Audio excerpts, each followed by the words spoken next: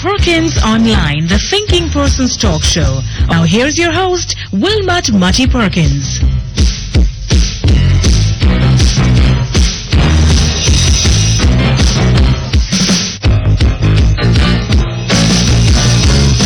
Okay, morning everybody, morning and welcome once again to Perkins Online. It seems that the IMF has joined the PNP and is working for the fifth term. We're hearing that from the Minister of Finance that the IMF has turned in its most favorable report on Jamaica in the past 20 years or more. I wonder, and I hear some of the spinners saying, well, look, we told you we're poised for takeoff and all this kind of thing. I wonder what it is that has happened in Jamaica that has produced this most favorable report in 20 years. Mark you, there hasn't been very much to be favorable about on the part of the IMF for the last 20 years. So, I don't know what. I'm looking forward to seeing the report. It's very interesting that Dr. Davis got such a favorable report on Jamaica. Hasn't published the report. Has just told us that, in his view, the report is the most favorable. Anyway, I suppose, might be regarded as giving the PNP a bit of a boost for the election. But will it? I don't know. What is the experience that people are having? Are they seeing things as better today than over the last 20 years? I don't know. Anyway, interesting matter. And we're looking forward to hearing Dr. Davis expound on it when he brings the budget, the supplementary budget, to Parliament next week. No?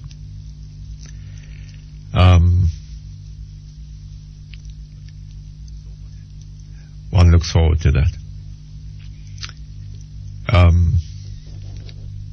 But so much good news has been flooding upon the country. What with the economy on the verge of a takeoff, and the and oil about to be found in another 10 years, and that came from Miss Pratap Singh. And there's $1.5 billion United States dollars of treasure sitting down in the Caribbean, waiting for us to come and take it up. Things are really looking good. I mean, the IMF must have heard about all that. Anyway, so be it. I was listening on the Breakfast Club this morning. There was an interesting discussion on the issue of homophobia in Jamaica. Homophobia. Stimulated by the recent riot in one of the plazas up there on Constant Spring Road. Apparently 2 men designated homosexuals were attacked. That's what we've been hearing in most of the media reports. Is that what happened? Were they attacked because they were homosexuals? Proving that Jamaica is a homophobic society, prone to attacking homosexuals on the slightest pretext, or even on no pretext at all. Is that really true?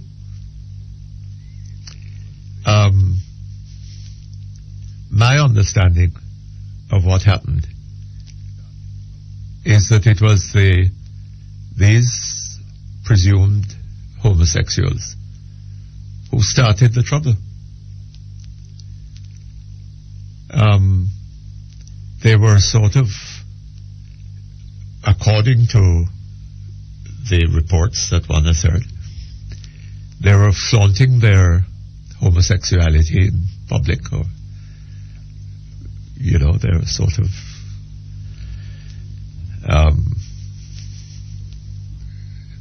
patting each other and, you know, playing like. Anyway, so it is said, and some woman apparently said something about this. And the result was that one of them threw a container of water at her, or wet her up.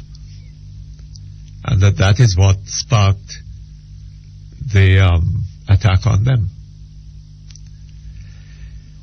Now, if that is true, it should be made clear, and it should not be bruited abroad that here is another incident of rampant homophobia, and how homophobic a society Jamaica is. There are some very well-known homosexuals in this country who have not been in any way attacked, so far as I know. They've held prominent positions. Their careers have not in any way been hindered by their known homosexuality. Or, you know, when you might challenge how I say that people know that, but it is generally accepted that these people are homosexuals. These men are homosexuals. It has not in any way, so far as I can see, inhibited their careers. And I think it is very unfair to be speaking of Jamaica as a homophobic society. How many homosexuals have been attacked in the last, let us say, 10, 15, 20 years? How many of them have been attacked and, you know, brutalized, whatever, because they're homosexuals? I'm not telling you that homosexuals have not been killed, but so have one hell of a lot of heterosexuals. So what? Are we going to say that there is heterophobia in Jamaica?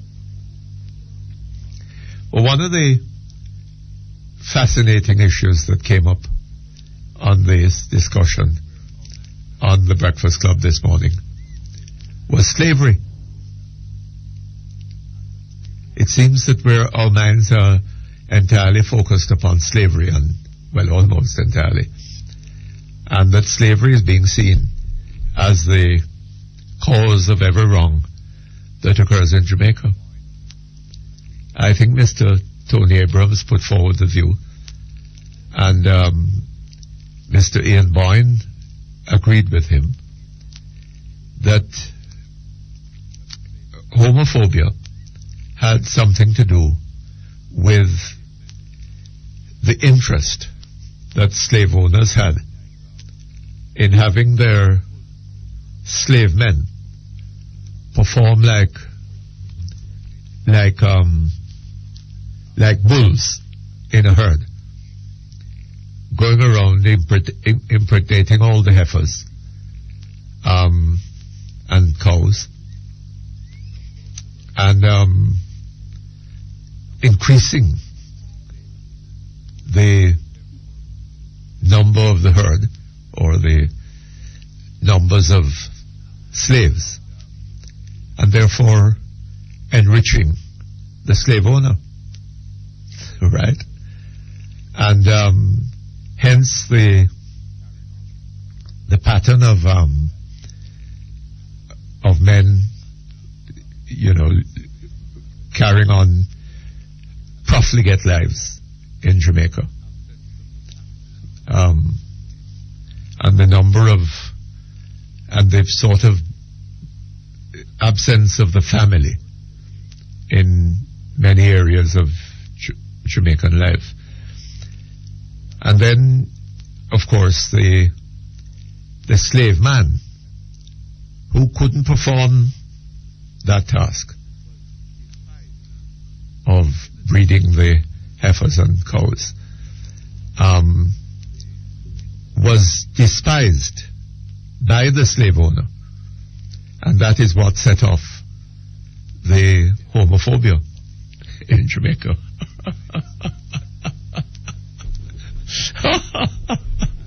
I think it's a funny thesis.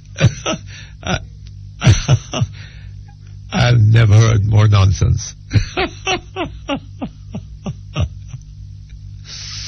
Anyway, slavery is in focus now, you know. We're looking for reparations and anything that will, you know, put pressure on the British to hand out something to us. You know, we have to use. Oh, poor us. Poor us. The courthouse in Morant Bay has gone to ashes. Fire struck it, or broke out there somewhere about 3 o'clock yesterday morning. And it took the fire brigade about an hour to get there. Hold on just a moment for me.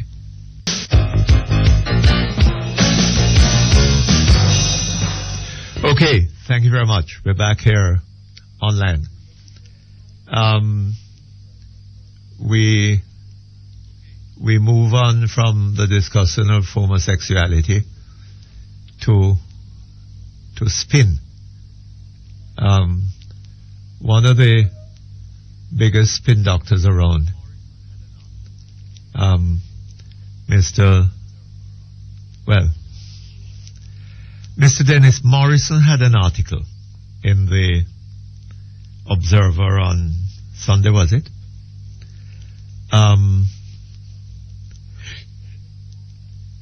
He was it Sunday or? Anyway, well, I think it was probably Saturday. Where is it now? Wednesday, February 14th. Oh, I've got so mixed up. Anyway, it is about the killing of 6 policemen since the year started.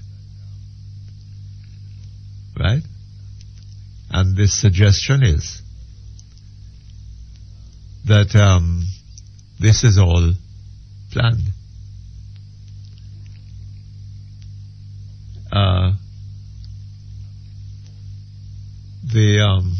In most of the recent cases, the officers have been caught off guard and shot in cold blood. In other words, he's saying this isn't a question of policemen being killed in a shootout. The officers are caught off guard, the policemen are caught off guard and shot in cold blood. And he goes on. This is what gives the impression that the wave that we are seeing has been organized. This is an organized attack on the police. The wave that we have seen has been organized and planned. And that the killings are not just coincidental. Such a position does not, however, rule out that police officers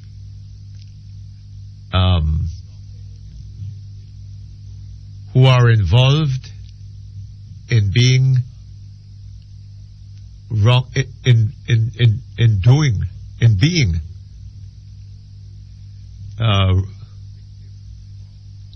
who are involved in wrongdoing, I beg your pardon, are victims of retaliation.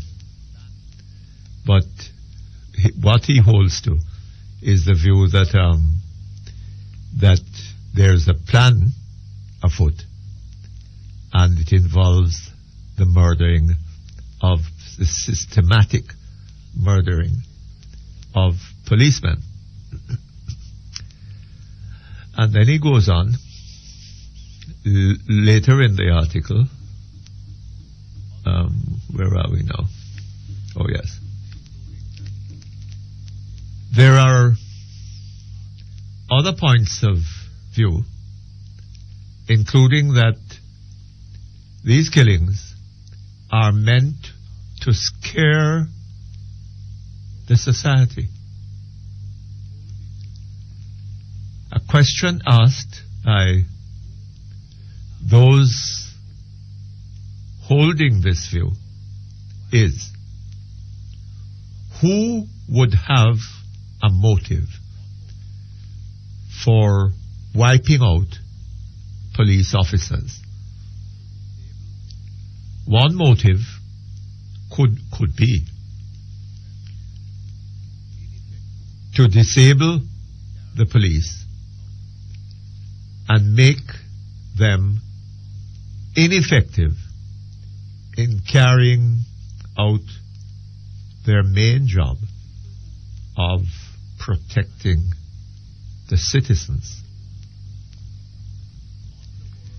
People who subscribe to the underworld scenario believe that it is the government who immediately gets blame for crime. And therefore, the police are really being used as a target in order to undermine the government. Right? They're killing policemen in order to undermine the government. They further say that if a sufficient number of police officers are killed, the police force itself will turn against the government, with grave political consequences. Hostility by the force against a sitting government has been decisive in election outcomes in the past. So the question is,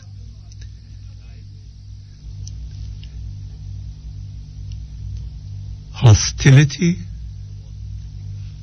by the force towards the government, towards the sitting government, against a sitting government, has been decisive in election outcomes in the past. So what is happening is that with an election coming up, somebody is setting out to kill policemen in order, among other things, turn the force against the government. And Mr. Morrison says that this hostility on the part of the force against the government, the sitting government, has in the past been decisive in elections. So who is it that is organizing all this? To turn the police force against the government, to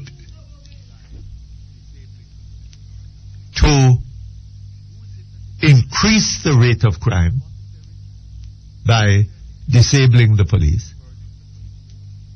Who is it that is organizing all this? And what is their interest? What is their interest in turning the police force against the government? Who is it?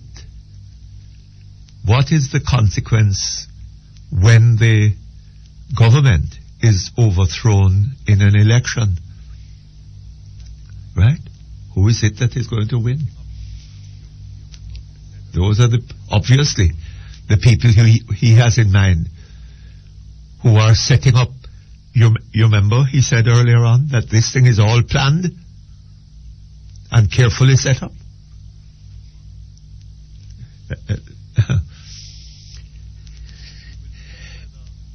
In the weeks and months ahead, we will see whether the onslaught unleashed since the start of the year against a background where there was a positive feeling in the country will be sustained.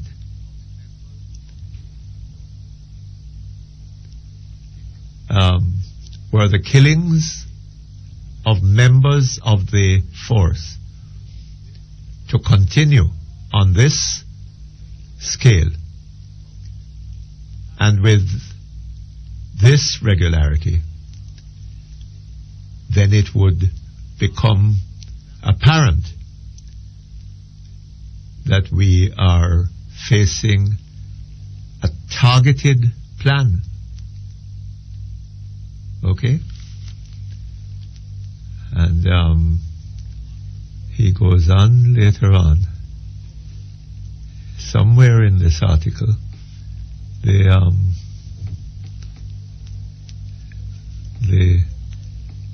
opposition, JLP, is mentioned.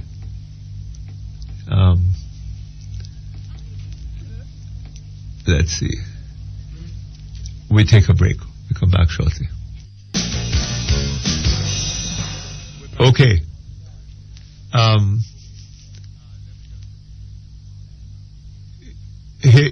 We're back online. Sorry about that.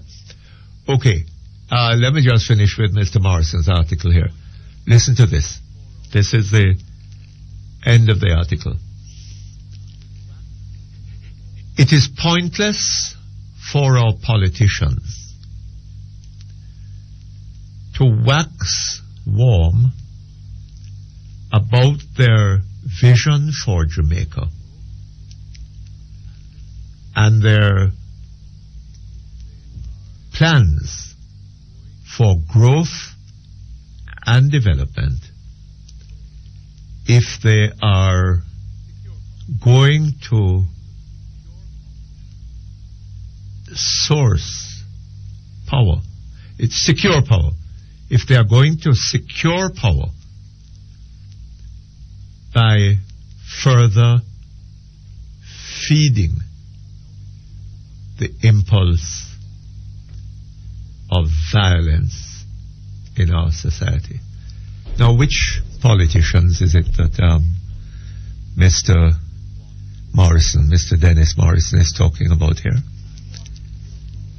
Who are these politicians who want to secure power and may be doing so, and are doing so Mr. Morrison is suggesting, by a vicious criminal attack upon the police force designed to frighten people, to stimulate the criminal impulses and to frighten people about the state of crime in the society, and to turn the police against the sitting government. So clearly these politicians, and to undermine the government in order to secure power. Now, who are these politicians? This is obviously not Dr. Peter Phillips or Dr. Omar Davis or Mrs. Portia Simpson Miller or any of the members of the People's National Party. They want to remain in power. And they won't do it by what he says is happening. Right? So who are these people? Plainly, Mr. Morrison is talking about the Jamaica Labour Party. Right? They are the ones that have planned and organized the murder of policemen in this country. Right? According to Dennis Morrison. In order to get power. Is this the level of nastiness to which political discussion in this country has sunk? What evidence of this does Mr. Morrison have? And is it fair for him to be carrying on this kind of speculation in a newspaper? And it's the 13th of February. The 14th of February. Let me just make sure of that.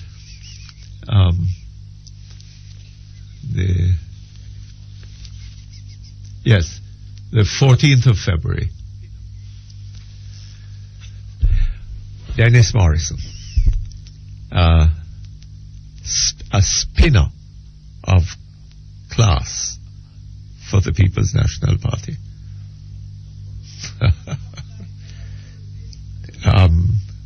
A man who occupies a number of positions, of high-ranking positions, head of the Bauxite Authority, what is it called?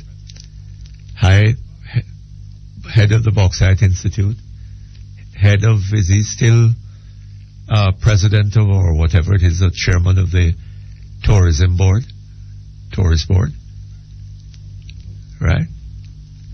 And what other posts does he occupy? Can't remember now, but he's a high man in the bureaucracy, right? And this is the kind of nonsense that he's writing. Campaigning. This is obviously a part of the election campaign. Right? And if this is the level to which the People's National Party has to sink in order to have a hope of winning the fifth term, well, tells you something, doesn't it? Anyway, let's go to the phones. Hello? Hello? Morning, Mutty. Morning, sir. Daryl Vaz, how you doing? Oh, Mr. Vaz, how are you? I saw you all over the television. It's a bad time to call you because you may accuse me of being one of those persons that Dennis Morrison writing that garbage about. if I had known, I'd have waited till later to come on. Mutty, election is nigh. You think so? After listening to you a while ago and what I'm about to discuss with you, yes, then there will be no doubt in the minds of the people. I called you this morning. Anytime I call you, you know that it's because they have touched on the parish of Portland. Yes. And yesterday evening, I listened to Donald Rudd on the Beyond the Headlines. And then I saw Minister Peter Phillips. Oh my gosh. And Man. I didn't sleep because my blood pressure went up to the point of where... Well, I mean, he seemed to have been on the road to Damascus. Well, Mutty, I don't want to go down to that level. I just like to deal with the facts, eh? And he touched on something last night when he started with the marina. And if you remember, the Port Antonio Marina was built at a cost of $20 million US. Yes. And was opened just in time for the 2002 election. Yes. And last night he spoke about something close to my heart, which is the airstrip. Yes. Either the expansion or the building of a new airstrip and the hotel on Titchfield Hill and the redevelopment of Port Antonio. Yes. Now, as I speak to you, there is a top-level meeting in Port Antonio with Minister Pickersgill, Noel Hilton, Donald Rudd, the entire parish council, and all of the private sector players in Portland about the redevelopment of Port Antonio and the surrounding areas.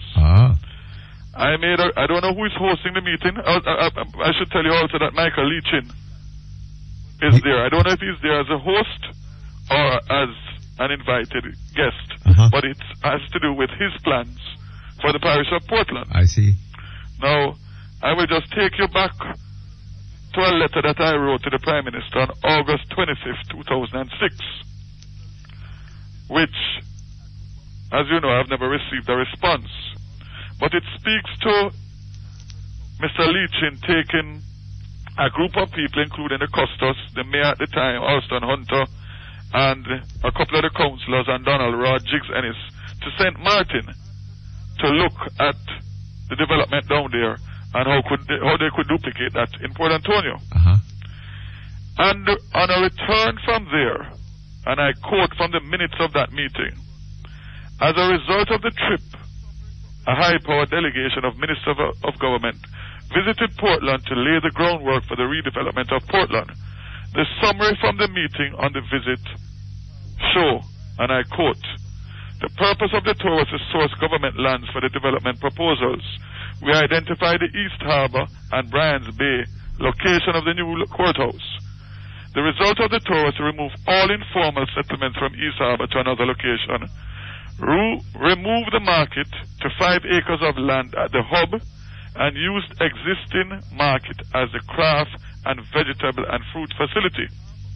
Custos Roy Thompson and Mayor Alston Hunter were to identify and negotiate buildings around Titchfield on behalf of the Port Authority and Michael Leachin. Some 9 buildings were identified. Those included the burnt-down 402-room hotel on Titchfield Hill. Navy Island was to be upgraded to a hotel, spa, and casino. Negotiations are still in progress. Are they? To date, the only thing that has been concluded is an agreement with NCB and the government for the old courthouse building to be restored and used as an NCB branch. And that was done in exchange for the building of a new courthouse in Boundbrook, Portland, which is, I can tell you, now under construction. Yes. Now, since closing the courthouse in Port Antonio to allow for NCB to refurbish it, the courthouse has been removed to Buff Bay, which is 20 miles away. Yes. So you have a situation where the Port Antonio police have to hold the prisoners in Port Antonio and transport them 20 miles while we wait on the courthouse to be finished building. So nothing came other than what I just said to you. And this is from 2004. Yes. This morning, as we speak, despite my attempt to be invited to the meeting along with the caretaker for East Portland, Mr. Dennis Wright, we were not invited, and they are all down there now, including Minister Pickersgill, telling the people of Portland about this great plan that is going to come to fruition overnight.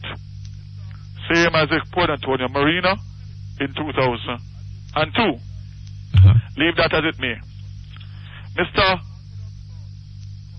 Phillips as you saw on TV last night, was on the political hustlings on Sunday. One would have thought, coming to Portland and speaking to the people and his supporters in Portland, he'd have spoken to the condition of the police stations and the mobility of the police in Portland as a portfolio. Remember now, he's the minister and Donald Rudd is the junior minister. Yes. Okay? I'm going to go through very quickly for you, Mutty. The Buff Bay police station has one vehicle in service. The Spring Hill police station has one, which is a 1994 Toyota Corolla. 1994. Hope Bay, which the police station was condemned and they are now in a rented house, has one 1994 Corolla. And of course, from I mentioned 1994, I don't have to tell you that they're off the road more than they're on. Yes. Orange Bay has 0. Port Antonio, the main police station in the town, has 3 vehicles, regular vehicles, 1 Jeep and 2 cars, and they are 1994 models. Where is that? Port Antonio. And the CIB section, which takes care of the entire parish of Portland, has 2 old, dilapidated Jeeps, which are off the road. Let's get to the good news now. San Police Station has a new 2005 vehicle, which they got in 2005. Castle Police Station... hold on just a moment. Okay, thank you. We're back with you, Mr. Yes, Mutty. Yeah, San Police Station has one. They have a new vehicle from 2005. Castle Police Station has no vehicle. Mansion Hill Police Station has one. Millbank has one vehicle, which is currently down. And the Marine Police Station in Port Antonio has no vehicle. They just got a boat the other day. But when they apprehend the people or the drugs, they have nothing to transport it in. Well, Mr. Vaz. Let me just finish quickly, to summarize. 11 police stations, in the parish of Portland, including the major police station, which is in Port Antonio. Yes. So you have 11 police stations and 12 police cars. And Peter Phillips and Donald Rudd, instead of coming down there to announce how much vehicles and how much improvement they're going to the police stations in the parish of Portland, come down there after they haven't been there for how many years to talk about airstrip and Titchfield Hotel, etc., etc., etc. So it just shows the contempt to which these people continue to go around and put on the people of Portland. No, there's one public hospital in Portland, Port Antonio. That's correct. The hospital. What about ambulances? Do they have ambulances? Mutty. Eh? Mutty. Yes. I say it without fear of contradiction. The infrastructure and support systems in the parish of Portland have never been worse. Never been worse. There is nothing that you can speak to and say, well, this is something that the government can feel proud of and gloat over, because everything is in shambles and all they do is react. There is no planning whatsoever. But everything is a reaction. Mr. Vaz, going by what Mr. Morrison said in that article that by the way, he's chairman of Airports Authority. The man instead of writing garbage should be put in an airstrip down in Portland. Yes. But going by what he has said in that article, it must be you Labour Party people that are managing and organising this kind of thing. But Mutty, if you look at the because state... it is going to give a bad impression of the government. But if you look at the state of the country and the whole infrastructure, other than the little highway that they're gloating over, that when you come off of it, you pack up in traffic. What else would you be doing if you were in his position and you wanted to continue in those cushy positions other than to try and sell the people of Jamaica? Propaganda. Well, I don't know. I don't see myself as being involved in Think about that kind of things. I'd never. I've never sort of had that experience, but Mutty, that is a start, and I can guarantee you that they will be coming at Jamaica from all different angles. They are intellectually dishonest. That's what they are. Because instead of coming to the people and telling what they have done in the positions that they have held, right? They can't do that. So they find all different ways and means to try and confuse and bring innuendos and all sorts of things. But it won't work. We are trying to deal, Mutty, with the positive things that we can do for the parish of Portland and by extension, I'm sure, in other areas. But when you have Mr. Dabdoob to deal with Mr. Vaz, you're going to have a bit of a problem on your hands. Mutty, let me tell you. I'm sure you saw, as you mentioned earlier, the launching of the Portland Development Fund that we did over the weekend. Yes. And we are using our resources, which obviously are generated from private sector, to do community-oriented projects that enhance and help everybody, not one set of people. I thought, honestly, that the only refugees that came to Portland were Haitians. But over the weekend, I learned that you have refugees who the people have rejected in other parts of Jamaica that are coming down to Portland. And it's not a good sign because they believe that the people of Portland are hungry, and so you can cook a pot and fool them up, and they'll vote for you. But the people of Portland are hungry for vision, leadership, and opportunities. Not the big thing of crayfish and jerk pork. And on Saturday evening, not only did I have Mr. Dabdoob in West Portland, I had Verna Parchment, who was rejected by the people. Not by the Labour Party, no. None of them were rejected by the Labour Party. They were all rejected by the people in who they sought to represent or represented. Dabdoob, Verna Parchment all the way from St. Anne, Kenneth Rowe, who I beat 3-1 last year March in a selection in West Portland, and another fellow there from St. Catherine that was beaten in a selection mostly last week Sunday by the MP from Trelawney, Devon McDaniel. His name, I think, is Kevin Garvey. So it seems as if my poor constituency is now not only for Haitians. All of those are seeking to run in Westport. Well, I don't know what they're doing. They're there, so I don't know if they're supporting one or they're going to use all four of them to run against. I'm not sure. But the point is that type of politics, I mean, it's all well and good to come into that, either like a social event or whatever, but going around week after week with the big pot and the big cooking, etc. I mean, what does that bring in terms of showing what can be done or what you're prepared to do to help? So what? They had a big party? The last 2 Saturdays, that's what they're doing. They come in and they transport people from all over outside of the constituency, and they come and eat and drink, and they tell you that I'm a young boy and he was my lawyer, so I have all my secrets and this, that, the usual. Nothing positive. Yes. Everything in the negative. They have nothing positive to show. But I'm not even concentrating on that so much more than the gall of Phillips and Rod. And the truth of the matter is that I invite any and everybody to examine what is happening in Portland. Don't take it from me. Talk to people who live down there, and you will see for yourself. And I am saying to you today, based on the article you just read, and the meeting that is going on down in Portland, as we speak, that election is sooner than later. Well, when would you think it is coming about, Mr.? Mutty, I'm not we have work up and you have budget. So obviously the next 2 months are out. And I would say that 2 months are out. Yeah, well, you have March 11th, and then you have budget. That work up is a month, and then you have budget in April, going down to May. Well, I don't know. Is there going to be a budget in April? Listen, with this government, anything is possible, because the truth of the matter is that they go from minute to minute. They don't even go from day to day anymore.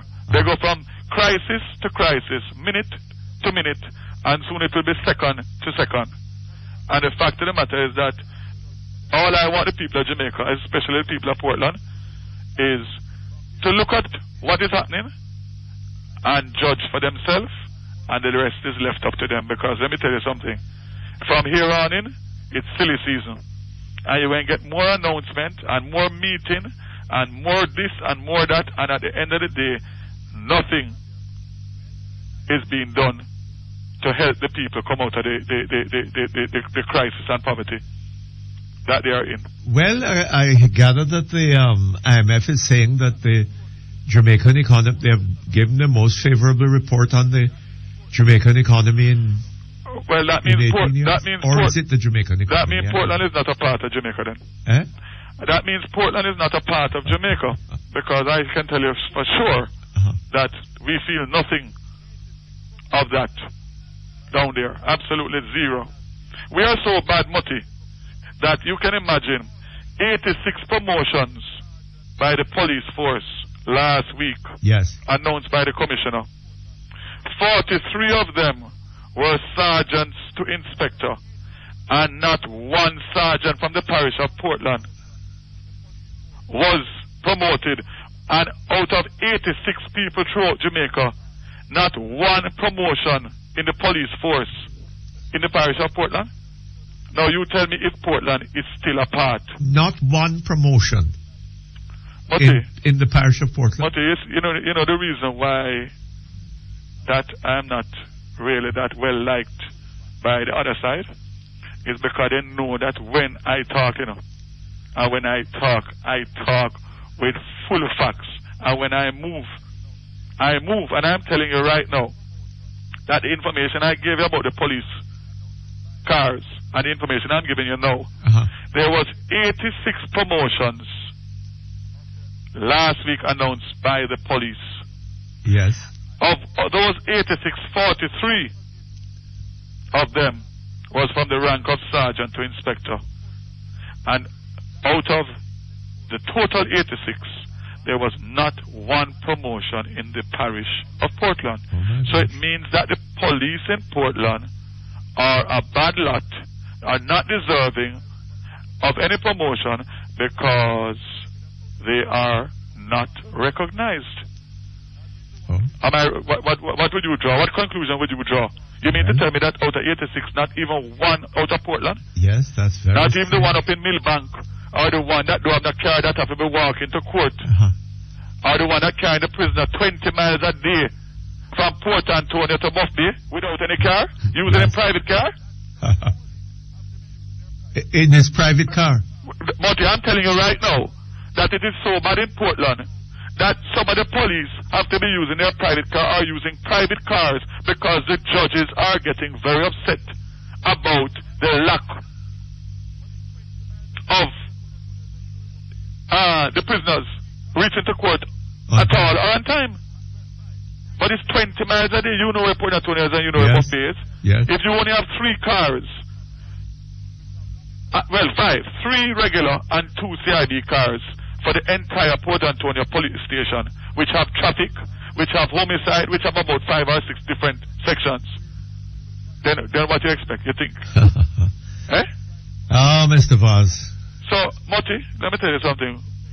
We will continue to do what we can do with private funding down there in terms of identifying and trying to help as best as possible. All right, sir. But other than that, we just have to wait until we are given the opportunity to be able to effect real All right, change. sir. Okay, thank you very much. And I hope you get a response from I hope so. any one of the 3. Either I really hope Minister so. Phillips or Rod, because yes, all they do is talk. Okay, well, I would love to hear from them. And tell them to bring the and evidence. we would welcome them on this program. Okay. Thank you very much. All the best to you.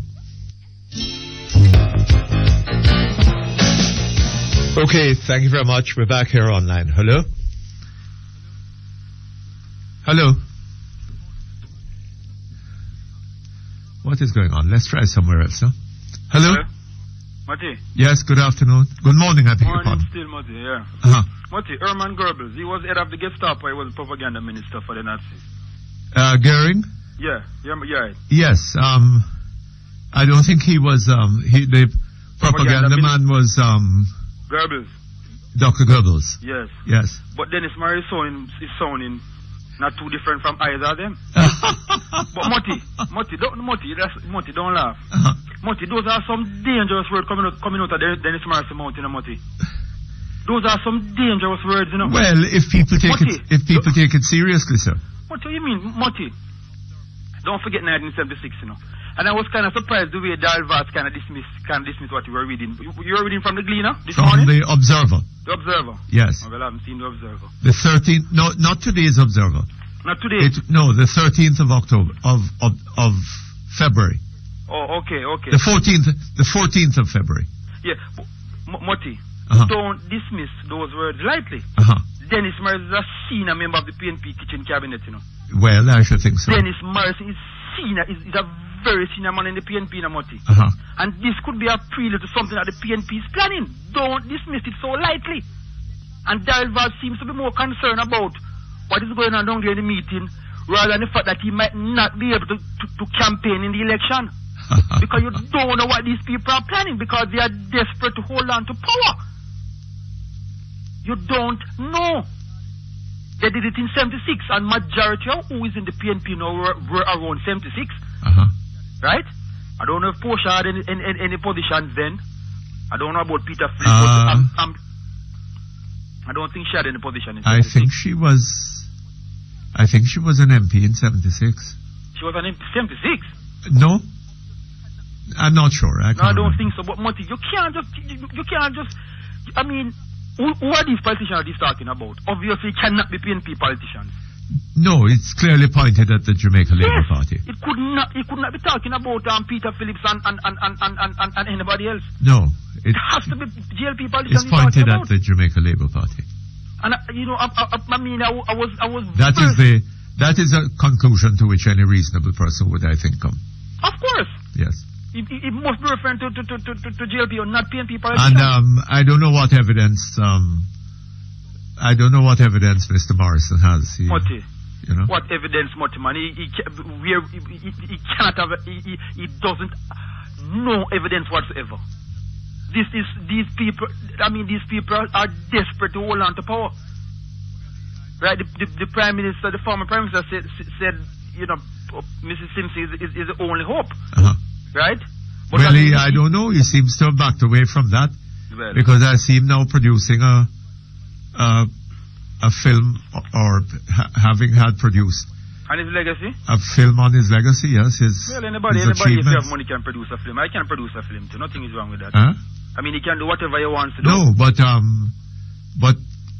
that film, I gather, is going to be played in the schools, and I imagine that it's going to be part of the party's campaigning for the elections. Oh, okay. Well, so maybe he thinks that maybe Sister P hasn't lived up to his expectations. And remember that Mr. Pattison said that he wouldn't be prepared to live in Jamaica under a Labour Party government, you see. So if he's to stay here, the PNP has to win. Well, boy, but I don't believe these people, boy. I mean, Dennis Morrison. I mean, what? I mean, I have to get that article to read, because I just could not believe. I was wondering what the hell he was reading from something in the 1940s in the Nazi. I just couldn't believe it. Dennis Morrison. Some people planning to kill police so that to destabilize the government. Yes. Well, Mutty, I don't know. I don't know if the GLP can dismiss it if they want to dismiss it, but I'm not going to dismiss it just as somebody just bursting out a lot of rubbish, you know. These are some dangerous words, Mutty. Don't take it light. These people will do, as I said before, they are desperate. I wonder if Mr. Dennis Morrison would come and talk to us on this program. You know, about it. I can. You probably hear him on the Breakfast Club tomorrow morning, but you don't hold your breath. He's not gonna come here. Well, I'd love to have him. Well, you can love what you love. He's not gonna come. I can tell you that. He's not gonna come. But you can try. But you probably will hear him on the Breakfast Club tomorrow morning, because when you go there, those wickets are some nice. You get some nice toss-up ball in there. You understand? You don't get the spin ball and the quick ball in where you have to bob and weave, you know. When you go on the Breakfast Club in the morning, it's a tete-a-tete they're having most of the times. Yes, I don't know. There's a way in which an article like this gives a very bad impression to thoughtful persons, because anybody who thinks seriously about it, will see that he offers no positive evidence of any such connection. A, it's all speculative, and B, it would seem to me to be a measure of desperation. But of course it is. If they had something on which to come forward and say, this is what we have achieved in the years and this is what we plan further to do, I don't think there would have to be. But how many boards does Dennis Murder sits on? He's head of the JBI. Oh boy, I don't know. He's in tourist. He's on the tourist board. I think so, yes. You can name them, right? And he can come forward and say, boy, this is what we have achieved in the 14 or whatever years. I mean, what he's coming with about people killing police, politicians. And he said politicians, that's what he said. Yes. Politicians. Yes. Oh, God. Organizing the murder of police. It's really sad, though. Boy, I tell you, boy. But I'm warning them, don't dismiss that. Don't JLP, don't dismiss it. Well, maybe this is an argument for a state of emergency. But that's the point I'm making.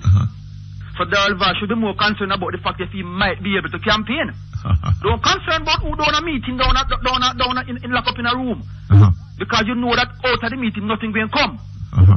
Right? It's just to put a wool over people's eye. So don't concern about the fact that he might not be able to campaign based on what Dennis Murphy is saying this morning or whenever the article was written. Well, I would be very interested in hearing another point of view on this, You mean from who? Well, from Mr. Dennis Morrison or from whoever within the party. But which other point of view could be there? The man who kills a politician and kill our police because they want to destabilize. Which other way you can put that? That means what it means. Yes, it would seem so to me. Ah, boy. Mutty, have a good day, yeah? Okay, thank you very much. Yeah. Hello? Hello? Hello? No, we're not hearing him at all. Good morning. Morning, sir. Hello? Hello, yes, I'm here. Yes, go ahead. You're on air. Are you hearing me? Yes. Are you hearing me? Yes. No, I'm very curious about Mr. Dennis Morrison's new position in the PNP. It's a new position of being propaganda master. Would you speak directly into the telephone? Put the mouthpiece. I am very curious about Dennis Morrison's new position in the government as being propaganda master. You hear that he was so appointed? Is it an old position that he has now just started to stimulate that post?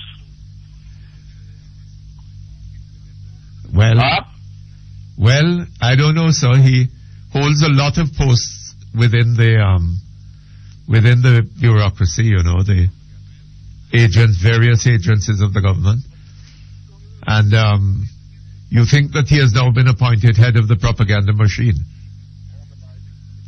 But it seems so, based on his new revelation that the JLP are what it seems to be organizing political violence against the police force.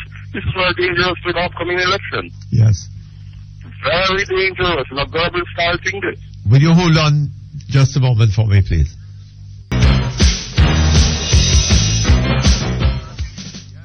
Okay, thank you very much. We're back here online. Hello? Mr. Perkins. Yes. Mr. Perkins. Yes. Hello. Yes, I'm here.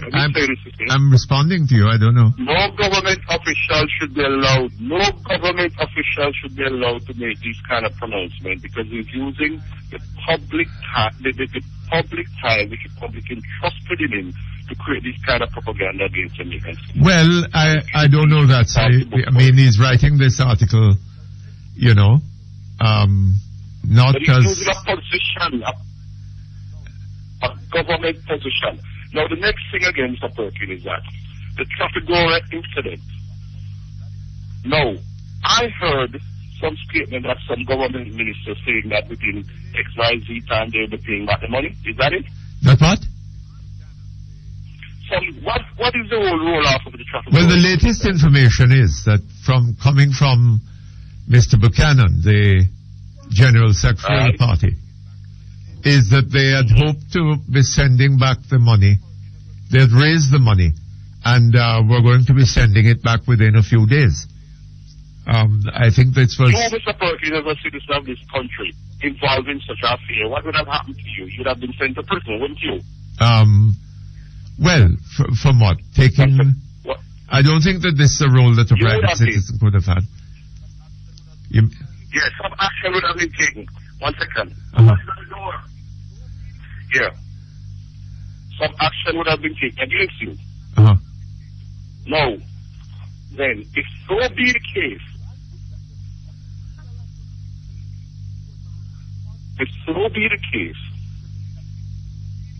why is it that the official of the state who has a responsibility to the Jamaican people, who has created this kind of situation, why there is no penalties, there's nothing more than I'm going to pay back the money and that's it. Have you ever heard Caesar persecuting Caesar? Caesar persecuting Caesar, no, sir. But this is the situation we have. This is the situation we now have where this official of the state, it is based on their discretion, we will be paying back the money within our we'll be making some reimbursement in such a time. Now people should be penalized for this thing. And it has to be up on public outcry. But you remember what they were trying to do with this lady inside of the bank and all kind of thing? And now they are now admitting that there is some problem and they will be now making good their hero or whatever you may call it. Don't you think penalties should be applied, Mr. Perkins? Well, sir, I think the matter needs to be thoroughly investigated with the possibility of penalties being applied, yes, because we are told by Traffic Bureau. First of all, the PNP said it was a contribution to the party's campaign funding. Traffic Bureau denied that, saying that it was money they paid for by way of getting some work done by the government, by somebody in the government. The money came in to an account belonging to Mr. Colin Campbell, his campaign account. Some of it was lodged into two accounts having to do with the Prime Minister's constituency. And I gather that Mr. Campbell wrote himself a check from the amount. So I don't know. Right? In the Bahamas recently, our government minister resigned. Over some government minister resigned, yes, because he had had an affair with a certain lady, no? Right. No, tell me. Yes. In Jamaica, where a situation like the traffic incident involves so many people, what is the penalties? What are the penalties? What has happened? Well, you know, sir. People just talk and drive around per year and feel good.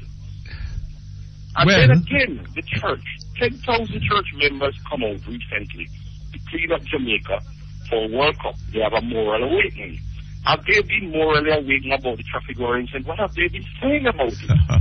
What about that $600 million that has been allocated and nobody can speak up? Nobody can give any account for it. But as a church, the church itself is not going to do the job free of cost, which that $600 million ought to be doing. And the $600 million cannot be accounted for. What have these moral awakened people in the churches now saying about the $600 million? Are they being answered the question? I haven't heard any questions coming out of the church. But then, Mr. Perkins, let us be people. Don't you see something is wrong here? Well, it would seem so to me, sir. But then... The church has been asleep for so long morally. They have awakened. But in the light of it all, what have they done? They have taken on themselves a job that $600 million Jamaican dollars has been allocated for and cannot be accounted. And they have said nothing about it more than humbly walk to the slaughter to do the job, not asking what has that become of that money. Well, I don't know. I wonder about this. Because I haven't seen any sign of any great activity on the part of these Christians, you know. So I don't know what is happening. Huh? I haven't seen any sign of any great, and other people have told me the same thing. They haven't seen any sign of any great activity on the part of these Christians. So I don't know. No, but the mere fact they suggest that they will be doing that job. What has become of that $600 million? Well, that's another matter. I can't tell you that. Has it gone into the traffic goer situation? Well, I don't know whether it has gone into any church moral. Why is that a church which has a moral responsibility? Look here, it might not be binding by law, but look at the church as an institution that has become, that is a part of the framework of that society, a most Western society. They have a responsibility to the people, to the society that they help to be a part of that framework. Do you think the church should be speaking on these moral issues like the traffic war incident? I'm supporting. Well, I have no difficulty agreeing with you, so that one would expect from the claims of the church that the church would be offering the society moral leadership. Because they are a pillar of the society. It would be very difficult to... They have a duty that is a duty to the society that they are a pillar. Can you imagine if it be removed totally from the society would have collapsed. So why are they not taking on their responsibility? Yes, well, you know, we just have to watch and see. Some of the people calling... They're going to clean up for World Cup. What does that mean? Well, so the impression was that they were going to tidy and beautify the place, you know. For what? World Cup? For World Cup, yes. And that will not, at the end of the day, what will Jamaica, how much significant Jamaica, how benefit Jamaica will be, how further Jamaica will be from poverty? Well, I don't know, sir. It's going to be very... but this question must be asked.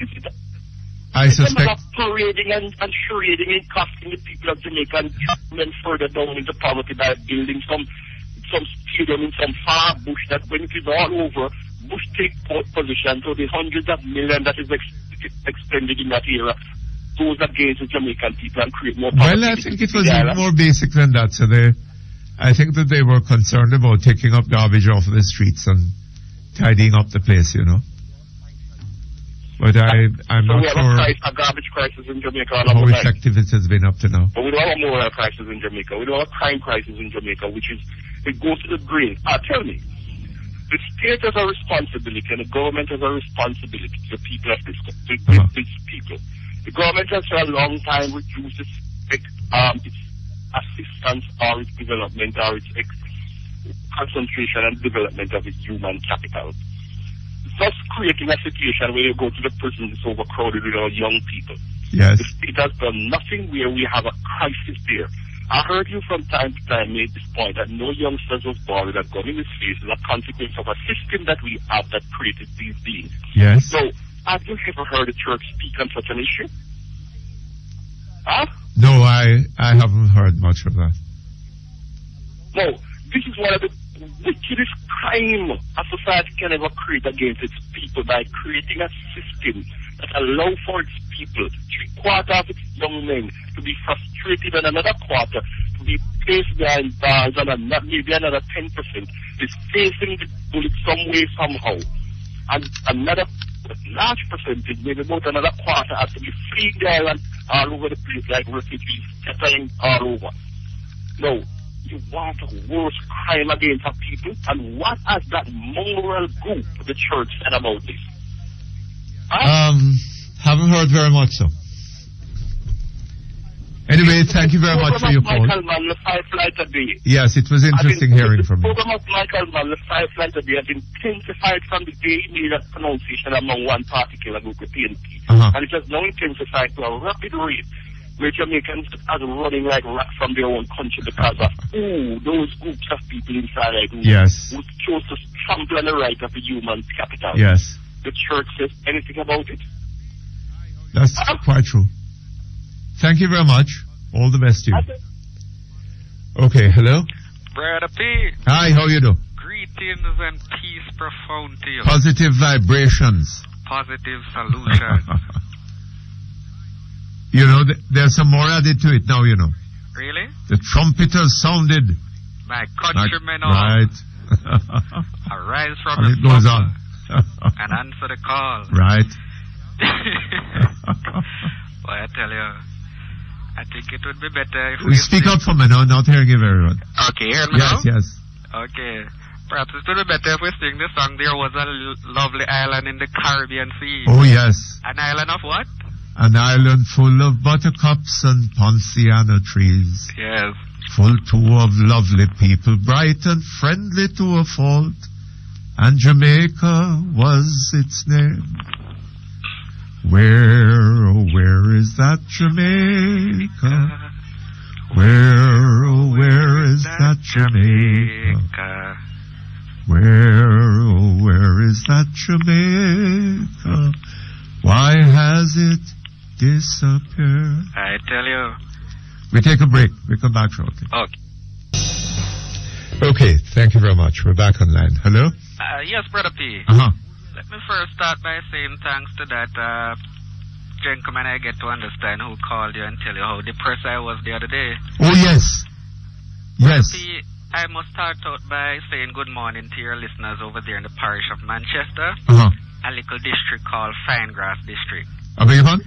A little district called Finegrass District. Yes. Would you speak up? Okay. I'm trying. Yes. Just a few, recently, Mutty, a week before last, that community of Finegrass District, tragedy struck over there. Finegrass? That's right. It's between Walderston and Christiana. Oh, yes, Indeed. That peaceful and tranquil era, Mutty, was left in quite a state of shock when some evil person or persons invaded the home of a lady by the name of Shirley Thomas. They call her Tata. Apparently they overpowered her and set her house on fire. Her daughter had just left the house a few minutes before. She was burned to death. Oh my God.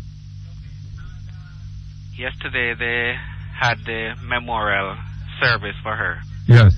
In Contrivance District. Among the many persons who turned out to pay their last respect was the opposition spokesman and finance. Oh, the show. Yes. That's in his constituency. That's right. Very sad, Mutty.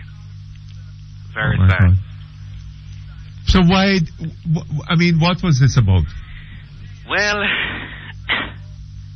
at this time I only say it is clearly unclear. But, as I said to her daughter Keisha, who had left the house earlier, that if they miss justice, they certainly won't miss the day of judgment. Yes.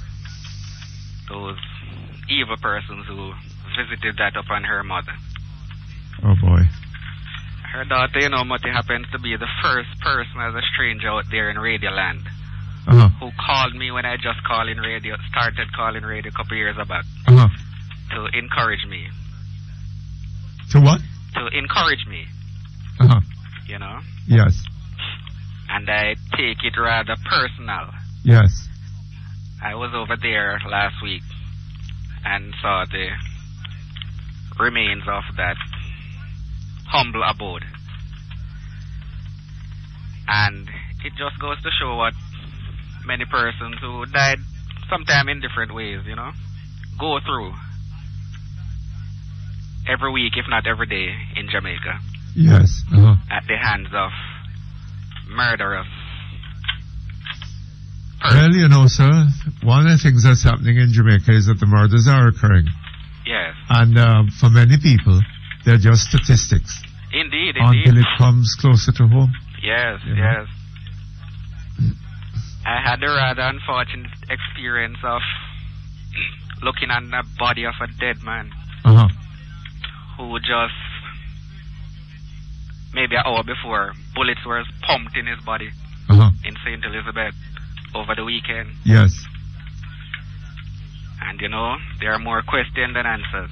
Well, crime is spreading all over the country, you know. It has been for some time. Yes. You know, once upon a time it was concentrated in Kingston and Spanish Town. Now they say it is concentrated in Montego Bay, but it's all over.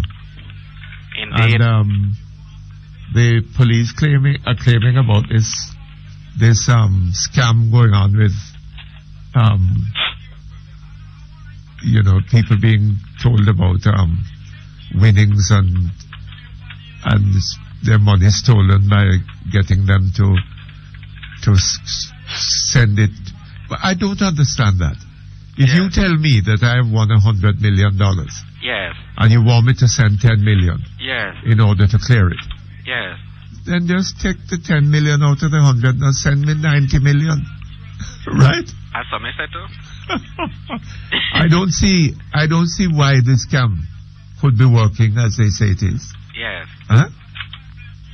And it isn't the first time in the history of the world that somebody would have tried to get money out of people. Yes. In this crooked way. Yes. This has been going on for a long time. Indeed, indeed.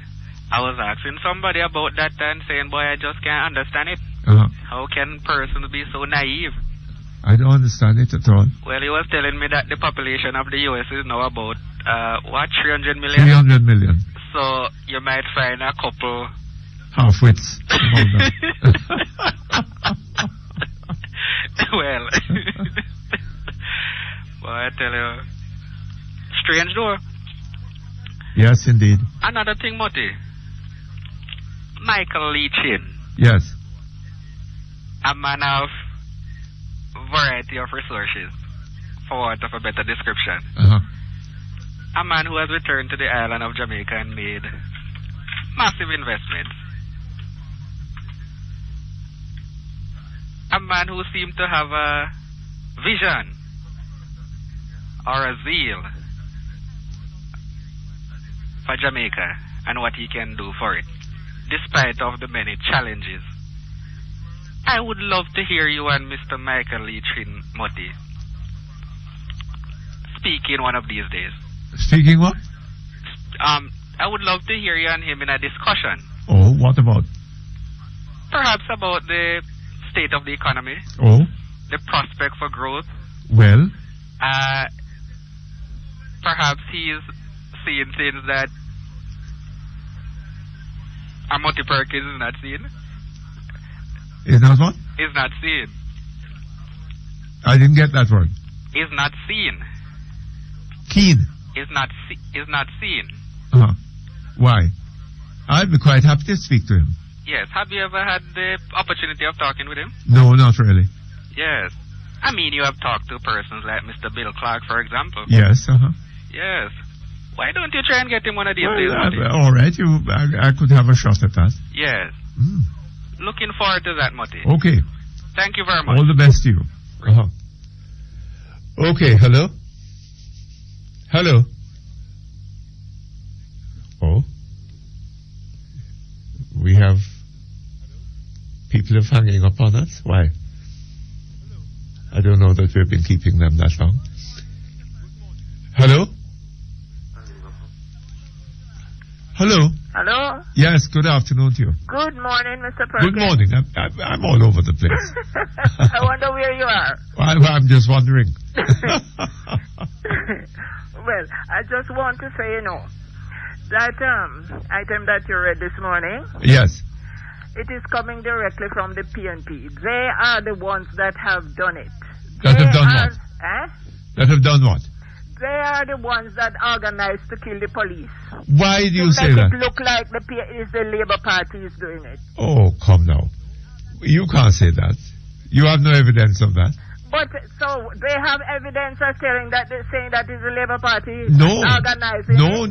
But then you can't condemn them for doing that. But of course, just like how they can condemn the Labour Party, why can't I condemn them? No, man, you can't do that. Your loyalty is to the truth. Huh? Your loyalty, your obligation is to truth. Well, it's the truth I'm speaking. No, I don't. They have no right. I don't think there's any. You're far away. You're very far. I can hardly hear you. I say I don't know that there's any evidence of that. What evidence do they have that politicians are doing that? Well, I don't know. Mr. Morrison hasn't given any. Well? He's just speculating. Well? So it can speculate on them as well. The speculation can go to them as well. No. I don't see why. No. That speculation is corrupt, right? And I don't think that we want to go that route ourselves. But so it is corrupt for me to say it, but it's not corrupt for them to say it. No, it's corrupt for anybody to go spreading that kind of insinuation about the place without having any evidence on which to base it. Well, I can't understand how the governing party, they could be talking things like that. Well, I don't know that Mr. Morrison has been saying it. As to whether the rest of his party are agreeing with him, I don't know. Well, they should come out and say something if they didn't agree with him. Shouldn't they? Well, I should think so. I mean, it is when I heard that thing first, that was the exact thing coming to my mind.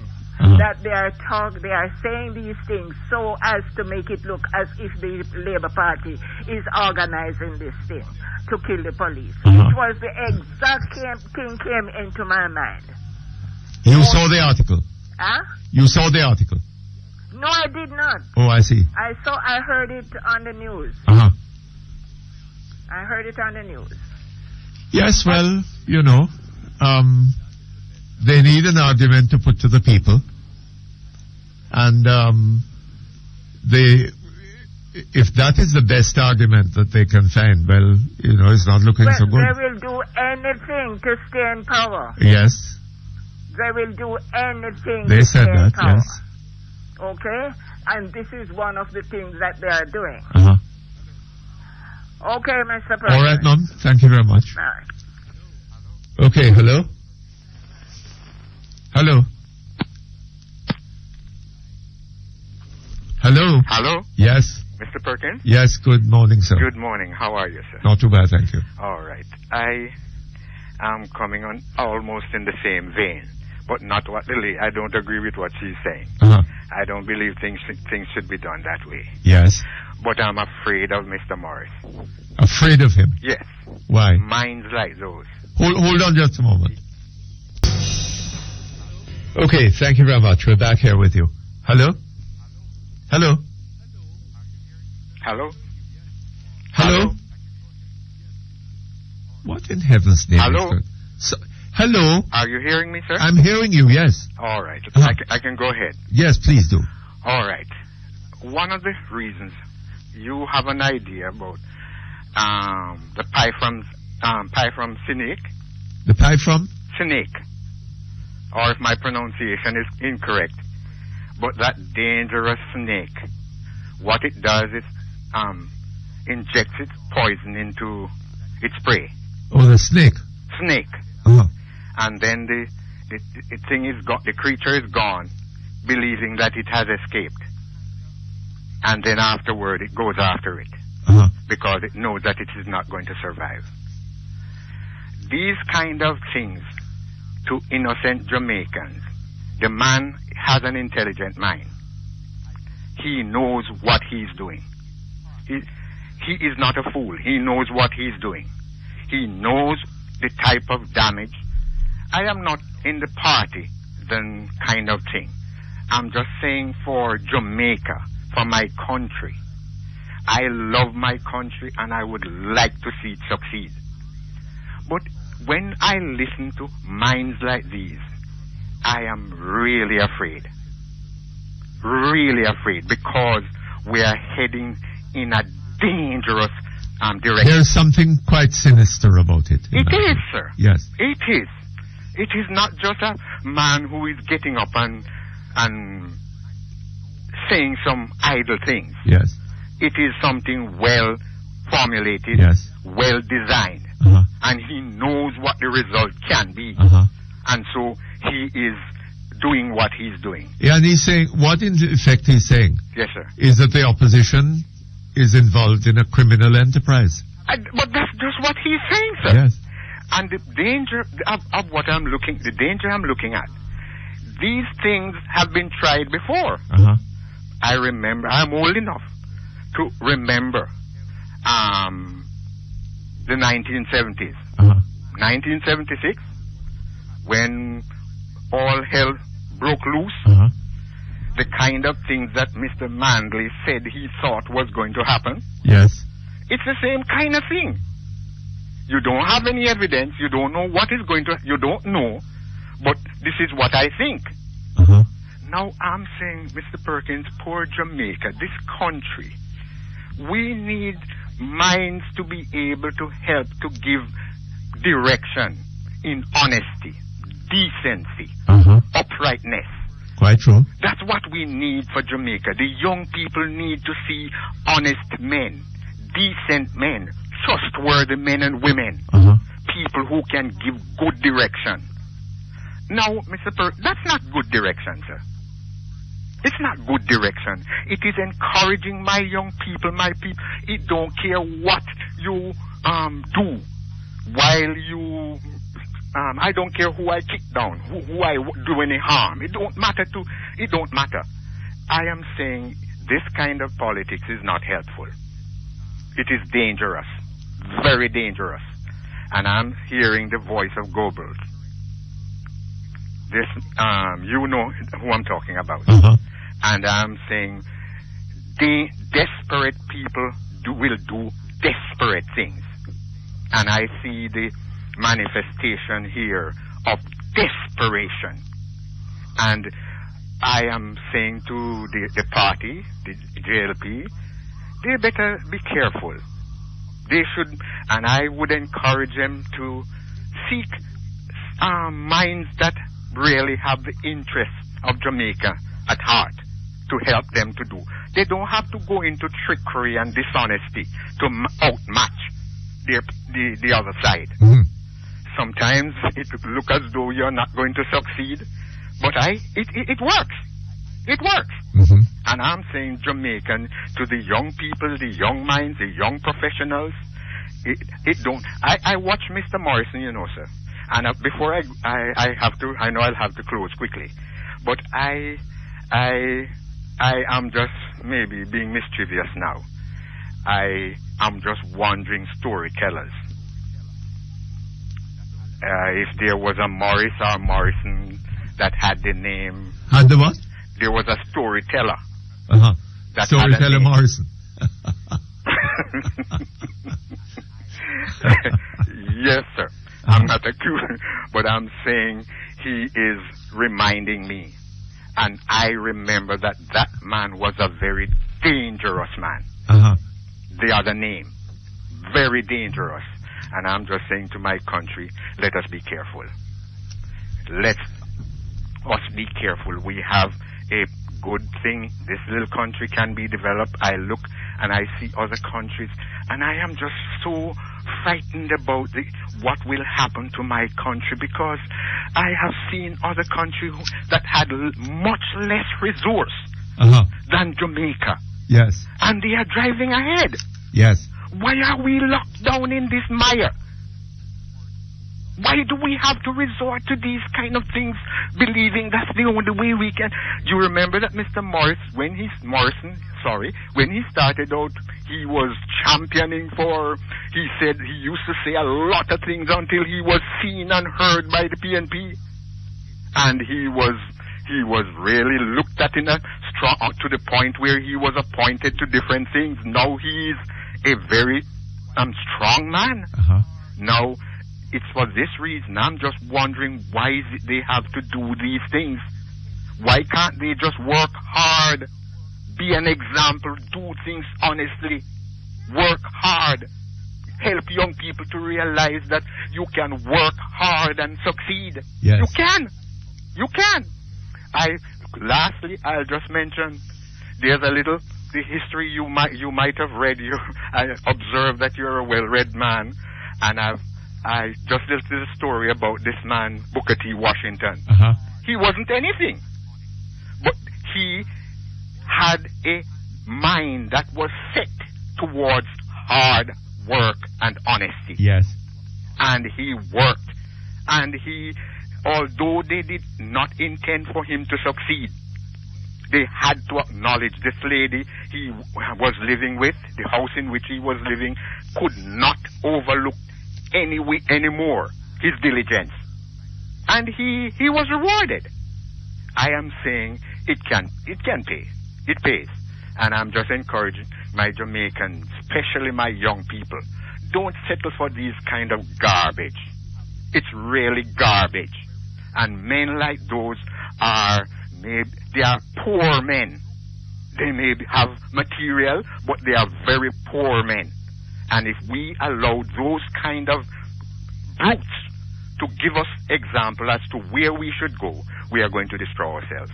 Thank you, sir. All right, sir. Thank you very much. Hello? Hello? Hello? Well, let's go to the other line. Hello? Hello? Yes, good afternoon to you. Good morning to you. I beg your pardon. I'm calling about 3 points. Yes. The first point is, why isn't your show repeated at night for people who are at work who are not able to listen? No, would you speak up for me? Why is it that your show is not repeated at night for people who are not able to listen during the day? Oh, I don't know. I don't control that. But, I was asked a question about it this morning. Okay, my second point. Very odd. My second point. I have a relative attending the hard school in Clarendon. Yes. That's the one where they have the agricultural program. Yes. And a teacher apparently misplaced a thumb drive. You know that thing that they put misplaced in the what? A thumb drive. It's something that you insert into the computer. You can store files on it. Oh, yes. Uh-huh. Right. And it was found by a student. Uh-huh. And that student went and put it in a computer, and all the other students were called to look at it. Uh-huh. Apparently it had some naked pictures of the teacher and also in some compromising positions. Oh, is that so? And subsequent to that, the students were sanctioned and suspended. Oh. And I really don't think this should be so, because something like this, the teacher should not even have taken it to school. Should not have been in the school. And no, I don't understand why students are being suspended and sanctioned for it. Well, this ought to be taken up with the authorities. It's not right. Uh-huh. And my third point, the organ. Why is it that Jamaica doesn't do any sort of organ donation? Why is it that? No sort of organ donation is done in Jamaica. Uh-huh. Whereby you can, if you can say, I would like to donate my heart, my liver, or whatever. Yes, whatever. It is. Well, I don't know about that. Because especially but since... is there a need for it? When I say that, I assume that, some people at any rate would be prepared to do that if they knew somebody who needed it, Okay, but especially since there is so many young people, which is very unfortunate, dying in Jamaica. Uh-huh. And there are people all over the world on waiting lists that just cannot get Yes, but are they dying from organ problems or... Right, and stuff like that. But I would really like you to find out for me about that situation at the hard school in Clarendon, because I think that was very rude, and the teacher is the one that should have been punished. Yes. And I'm hearing that they don't see it that way. They are punishing the students, and the teacher there's nothing that is being done about that teacher. Uh-huh. So I want you to... All right, I'll see whether... The Hart School in Clarendon. Yes. Okay. All right, thank you. Thank you. We'll see whether we can get any information about it. Okay, time for the news. We'll be back here in another 20 minutes or so. Okay, thank you very much. We're back here online. Hello? Hello? Hello, Mr. Perkins. Yes, good afternoon to you, sir. Yeah, good afternoon, sir. How are you? How are you, sir? Not too bad. How are you? I'm trying to hold on, Mr. Perkins. Trying to hold on? Yes, with all the difficulties that exist. Uh-huh. I'm really trying hard to hold on. Oh, Lord. Is it that hard? Mr. Perkins, it's not easy at all in this country. Oh? Difficult. Well, all right. Well, when Sister P gets her mandate, you know. I am not living in hope, Mr. Perkins. You're not living in hope? No. Mind your dying. Because if she gets a mandate, it is going to become more and more difficult. Yes? I personally believe that. Why would that be? Because if you now look at what is transpiring in this country, she not getting a mandate as yet. She's supposed to be doing something in order to let people give her mandate. Uh-huh. But when you look at what she's doing at this time... Well, what is she doing? I have doubt whether or not she's doing anything. I have doubt. I have doubt here, Mr. Perkins. But what I really call you about today, Mr. Perkins, is I want to look to some extent on the type of representation being given to people at different levels of representation in this country. We as citizens, Mr. Perkins, I believe, need to, without a doubt, carefully, with astuteness, examine how our communities are managed, whether it be at the divisional, constituency, or national level.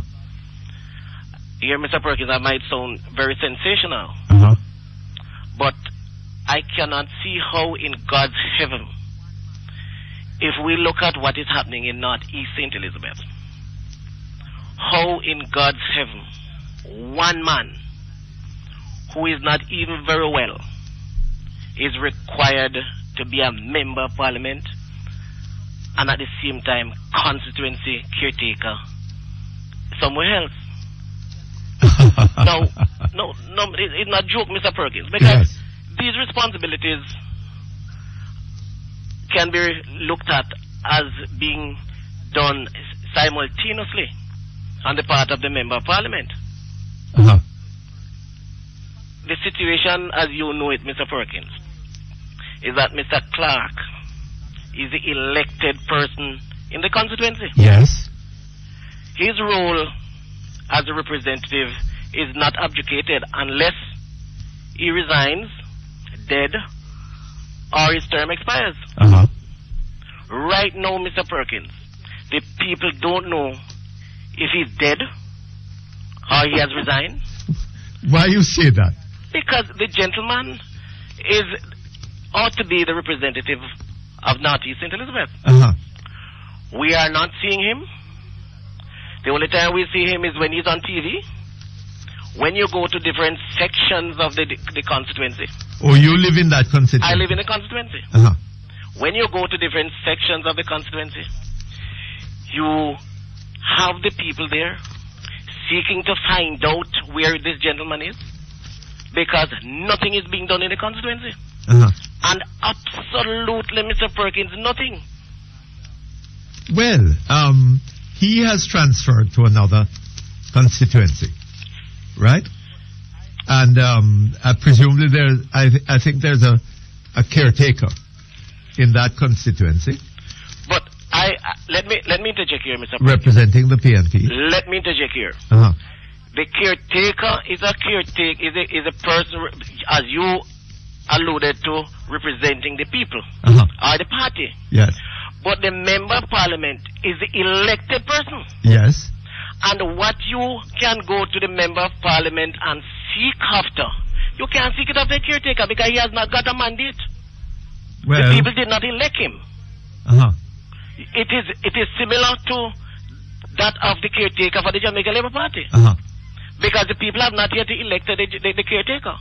Well, except that the PNP caretaker can go to his colleagues. Because of politics. Well, yes, but that's the reality of the situation. Because of politics, Mr. Perkins, and that ought not to be so. Uh-huh. Now, the man who has been... Hold on just a moment.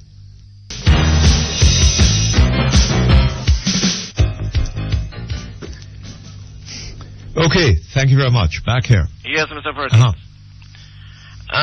From time to time, sir, you have alluded to the fact that the PMP caretaker might be requested by the party to serve the constituency in the absence of the member of parliament. Yes. Now, I personally believe that this is not fair to the people of the constituency. It is not fair, Mr. Perkins, because if you have someone who is to run as the well, look here. party, I see where you're going. But if let us suppose that the MP were ill or otherwise indisposed, right? Yeah. Couldn't he have somebody? And suppose he had to be abroad, right? But Mr. Perkins, you must not assume that the man is ill, sir. No, but I'm not assuming, right? But I'm saying that in the course of 5 years, there are various things that can happen to make it impossible for the MP to function. But Mr. Perkins, so you can I have, agree hold on with a little, Mr. Perkins. I am in agreement with that. Yes. But at the same time, this is not the situation. This is what they are doing, Mr. Perkins. Hold on now. Hold on a minute. This is a different situation. In this situation, the MP is moving from one constituency to another. Yes. Right? Now, for him to do that successfully, with any chance of success, he's going to have to be doing the work in his new constituency in which he is now the caretaker. Right?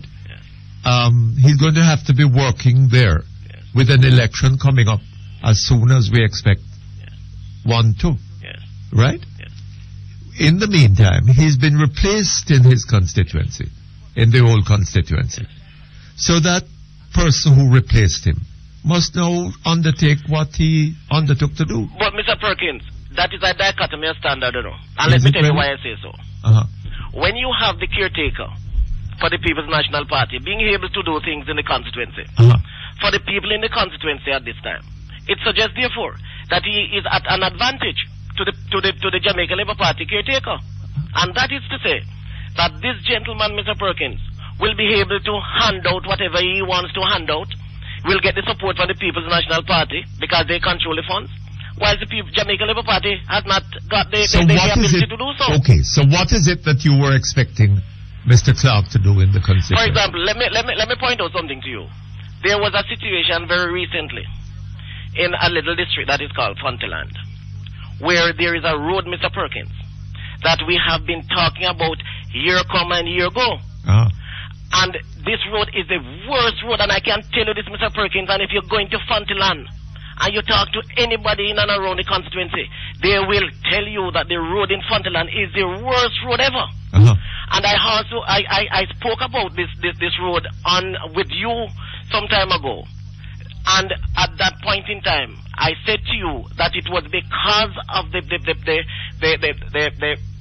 political alliance or the support that the Jamaica Labour Party gets from that area why the People's National Party never do the road. Now, a demonstration was held, Mr. Perkins. Are you hearing me? And it was said by the Member of Parliament that the people in Fonteland should have gone to the caretaker to find out what is the situation with the road, and the caretaker has not got any answer to us. And this is one of the situations that I am now explaining to you, because if he is a member of parliament, he should have been the person who's supposed to be informing the people as to what next with the road. And up to this point in time, the man has not even gone to the people to talk to them. And this is one of the disadvantages of you having somebody who you elect to represent you for 5 years, And within that 5-year period, the man has left you and left you alone and gone somewhere else. Well, no, hold on a little bit. It isn't that he left you 6 months after he was elected, or a year or two after. We are now in the 5th year. Yes. Right? Yes. And it is just a couple of months ago Yes. that it was announced that he was going But Mr. to move Perkins, to another constituency. what he did not do within the 4 years that passed, Yes. he should have been doing now.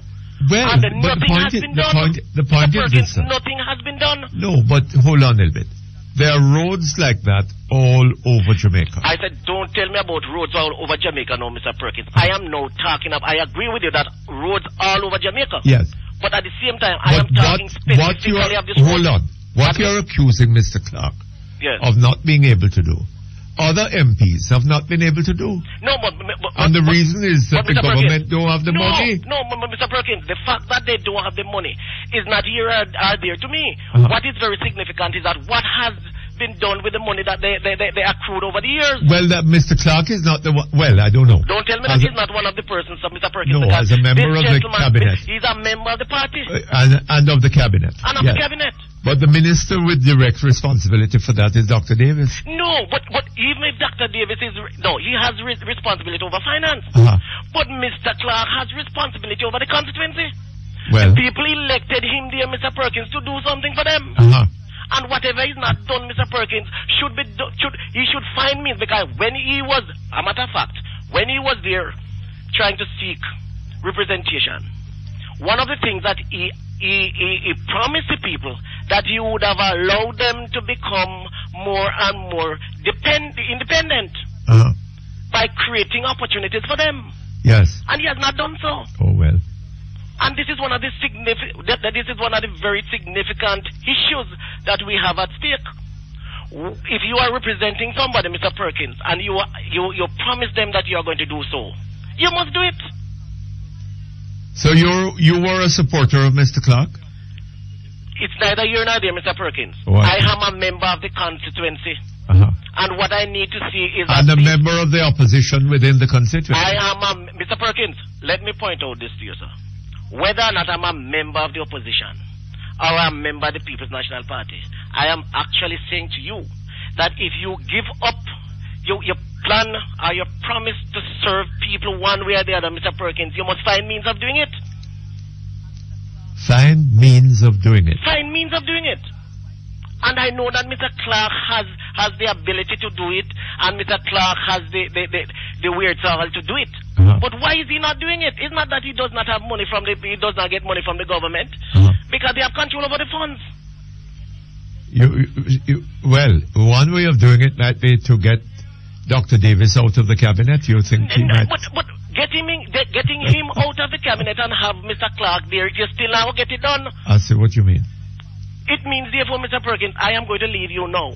But what I am actually saying to you, that the People's National Party in the constituency of Northeast St. Elizabeth is at an advantage because the caretaker has the ability to go around with the funds from the government to do things, while the Jamaica Labour Party caretaker has not got the funds to do so. So he's at an advantage. Better the member of parliament had stayed there. And nomination day he leaves and he goes where he's supposed to be going. I see. And all right, so that's your view. Mr. Perkins. That's your view. You got my view, sir? Yeah, I heard your view. Right, I'm sir. not sure that that is how things work. You're not what, sir? I say I'm not sure that is how things work. But anyhow, thank you very much. All the best to you. Okay, hello? Hello?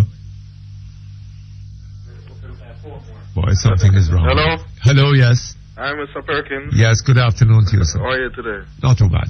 Well, I'm still here struggling along, sucking the salt through the wooden spoon. The wooden spoon. That was one of Mr. Patterson's legacies. Yeah. The wooden spoon. Yeah, and you know our Prime Minister, With the our soul. illustrious Prime Minister is building on his I hope they're going to be having that in the film. He's doing a film?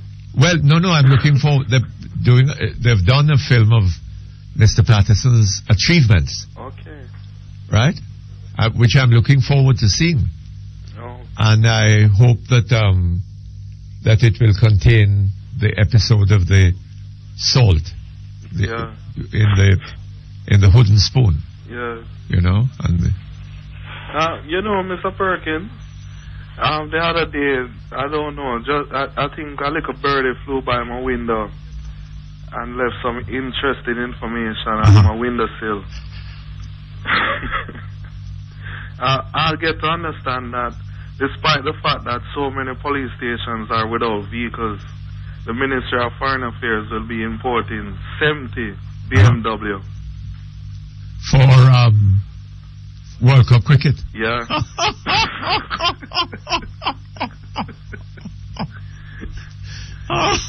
But why are you what is so significant about that?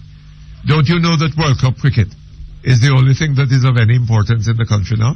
So what about the poor people who need assistance from the police and the police? Then what about the poor people? They don't have any vehicles. Hold on. What about the poor people who need treatment at hospitals and have needed treatment at hospitals for years and can't get it? Yeah. Right?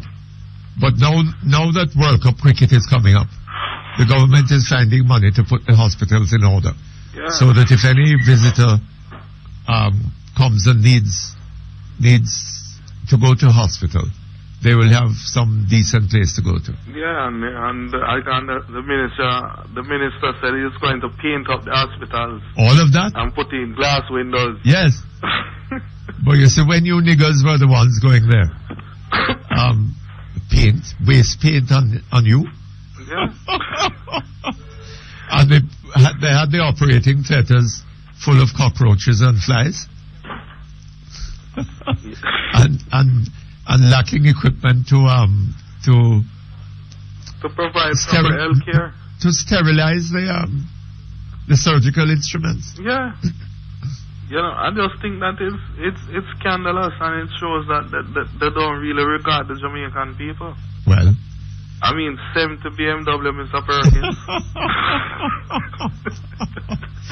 Yes, but the interesting thing is what is going to happen to those 70 BMWs after World Cup cricket? Yeah, I mean, probably we'll hear that they're sold. Or otherwise distributed. Genetically connected people. Or otherwise distributed. Yeah. Uh-huh. Right, and the police will remain without without vehicles. Without vehicles. And without tire on the vehicles and stuff all of like that and gas in the tanks. Yeah. Hold on just a moment.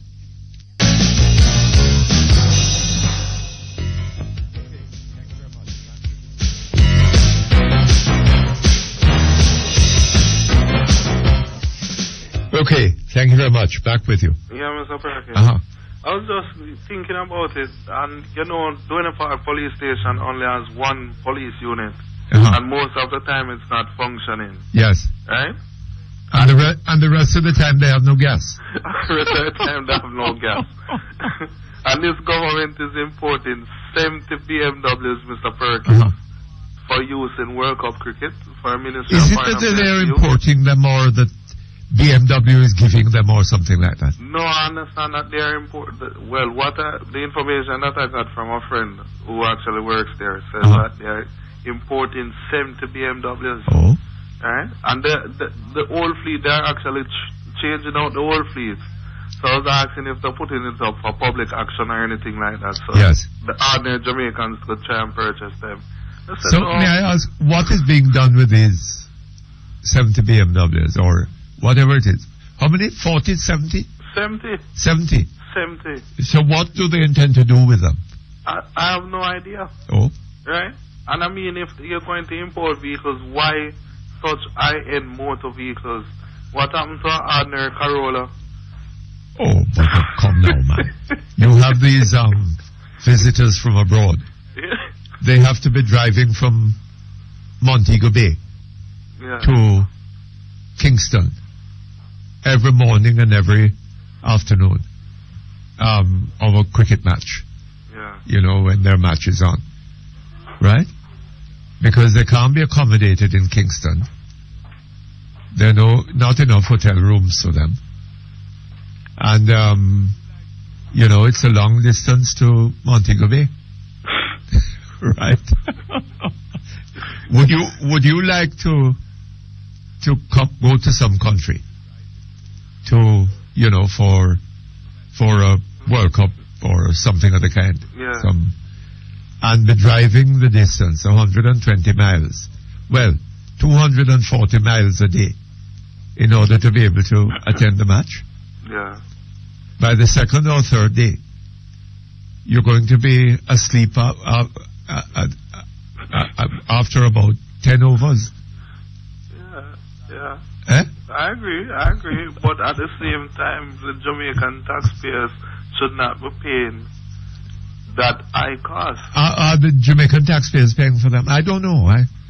Well, the information that I got from a friend who works there, right, is that it will be coming out of the public purse. Oh. Now, if it's any different, then the government needs to come out and state that, look, we're not buying it with public money. Yes. We're not using husband credit card or nothing like that. Right? It's a gift. It's a gift. And not a political donation. I see. Right? They need to come out and state this clearly. Right? And don't go tell us to go ask the PMP. You don't think that the credit card might be in use here? Eh? You don't think the credit card might be in use here? Mr. Perkins, it's not some change for a BMW credit card with a max out. Well, they're credit cards and credit cards, I mean. Well, seriously, Mr. Perkins, they need to come out and talk to the Jamaican people and tell them what is really going on.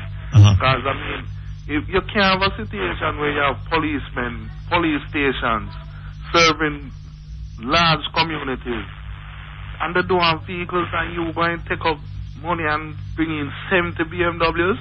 Well, I must try to find out what the arrangement is going to be, sir. And the next thing, why these cars that they're changing out, the older fleet, why not give them to the police then? Why the secrecy now they are being dispersed all over? Which cars are these? The older fleet that they have. The Foreign Affairs Ministry at understand that they have some protocol cars. And they're getting rid of the older ones. Well, you know, sir, in countries where government affairs are intelligently handled, police cars are not kept in service for all that long, you know. Yeah, that's true. The police don't want old cars. Police want police cars, hard-working cars. Yeah. Right? And the way roads are in this country, they get a lot of battering. Right, that's true. And therefore you can't keep them, you know, if I have a car, right, and I drive from home to this place every morning, right? Yeah. Then all the time that I am sitting down here, the car is sitting down out there. But police cars are not like that. No, they have to be constantly They're running. constantly in use. Yeah. Now, I should imagine that the police car would be driven several times the mileage in a week than the average private car. Yeah. Right? Yeah. But the thing is, or greater than the average private car. Yeah. Now, so what the police needs are cars in good conditions. Yeah, that's true. They need new cars, if anything. But the government is not giving them the vehicles. Because Dr. Davis don't have the money. Then them going to find the money for 70 brand new BMWs, Mr. Perkins. Well, that is a different matter. That is World Cup cricket. Right? How them find the money? Figure build Grand Stadium up in the hills of Trelawney. Right. To have an opening ceremony and some practice matches. How them find so much money for these massive crossover runs all over the place? All of that, yes. Right? Yes. And this World Cup going to cost the Jamaican public dearly, you know.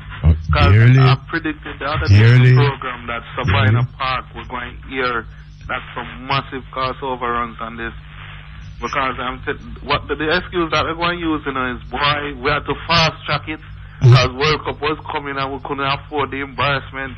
So we bypass the guidelines. And it costs a little more. And it costs a lot more. We had to do this and do that. Right? And who is involved down by Sabina Park? Who is contractor down there? Who is it? Yeah? Isn't it the same Astrom?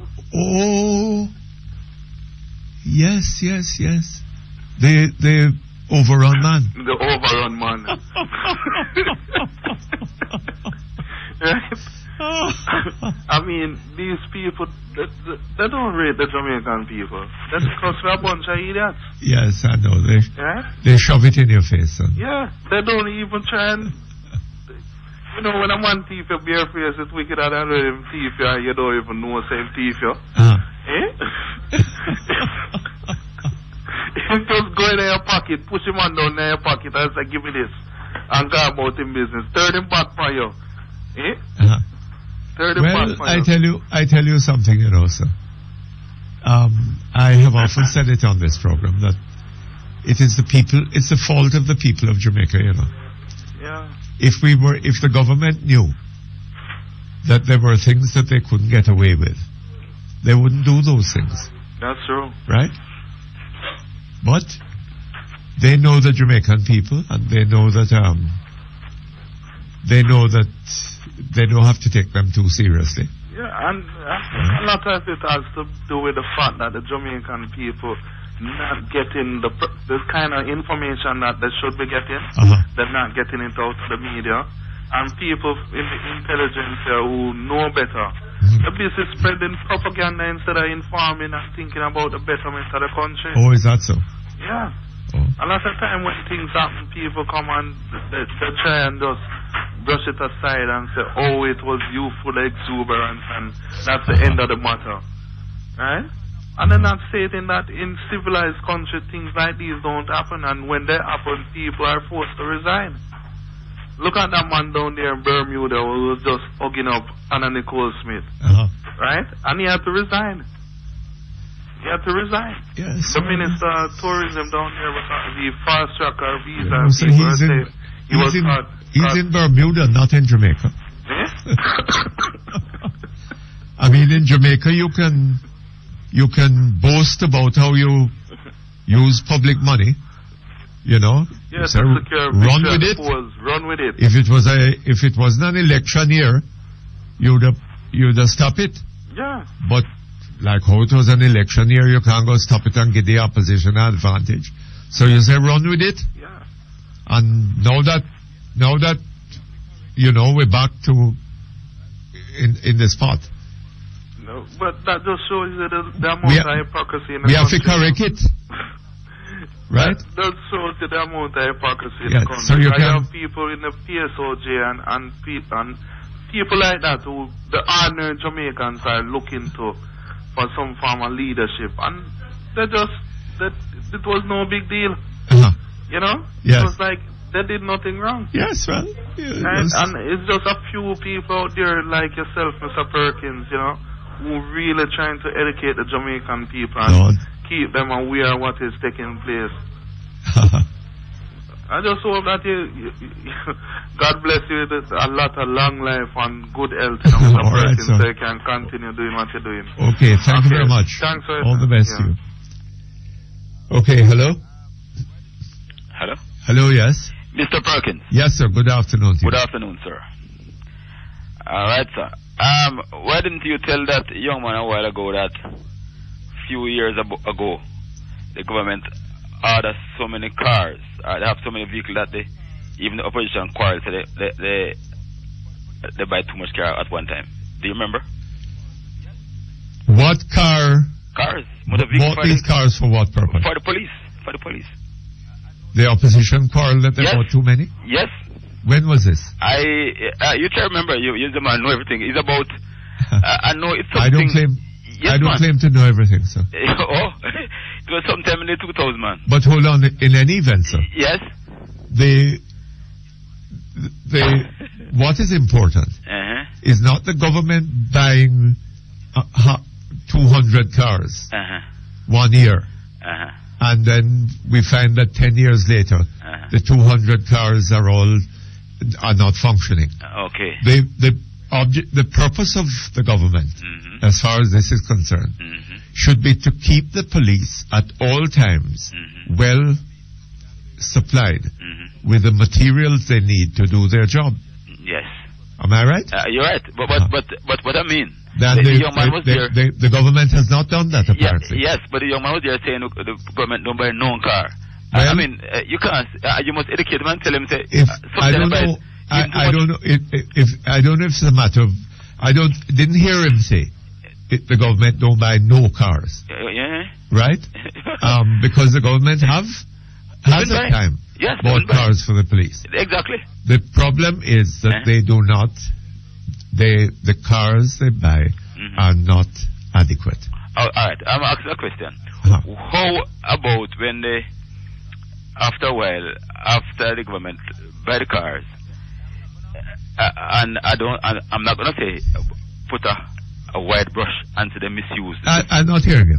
Yes, I'm not gonna broad brush the whole thing and say that the police or the fire brigade or whoever. Hold on just a moment for me.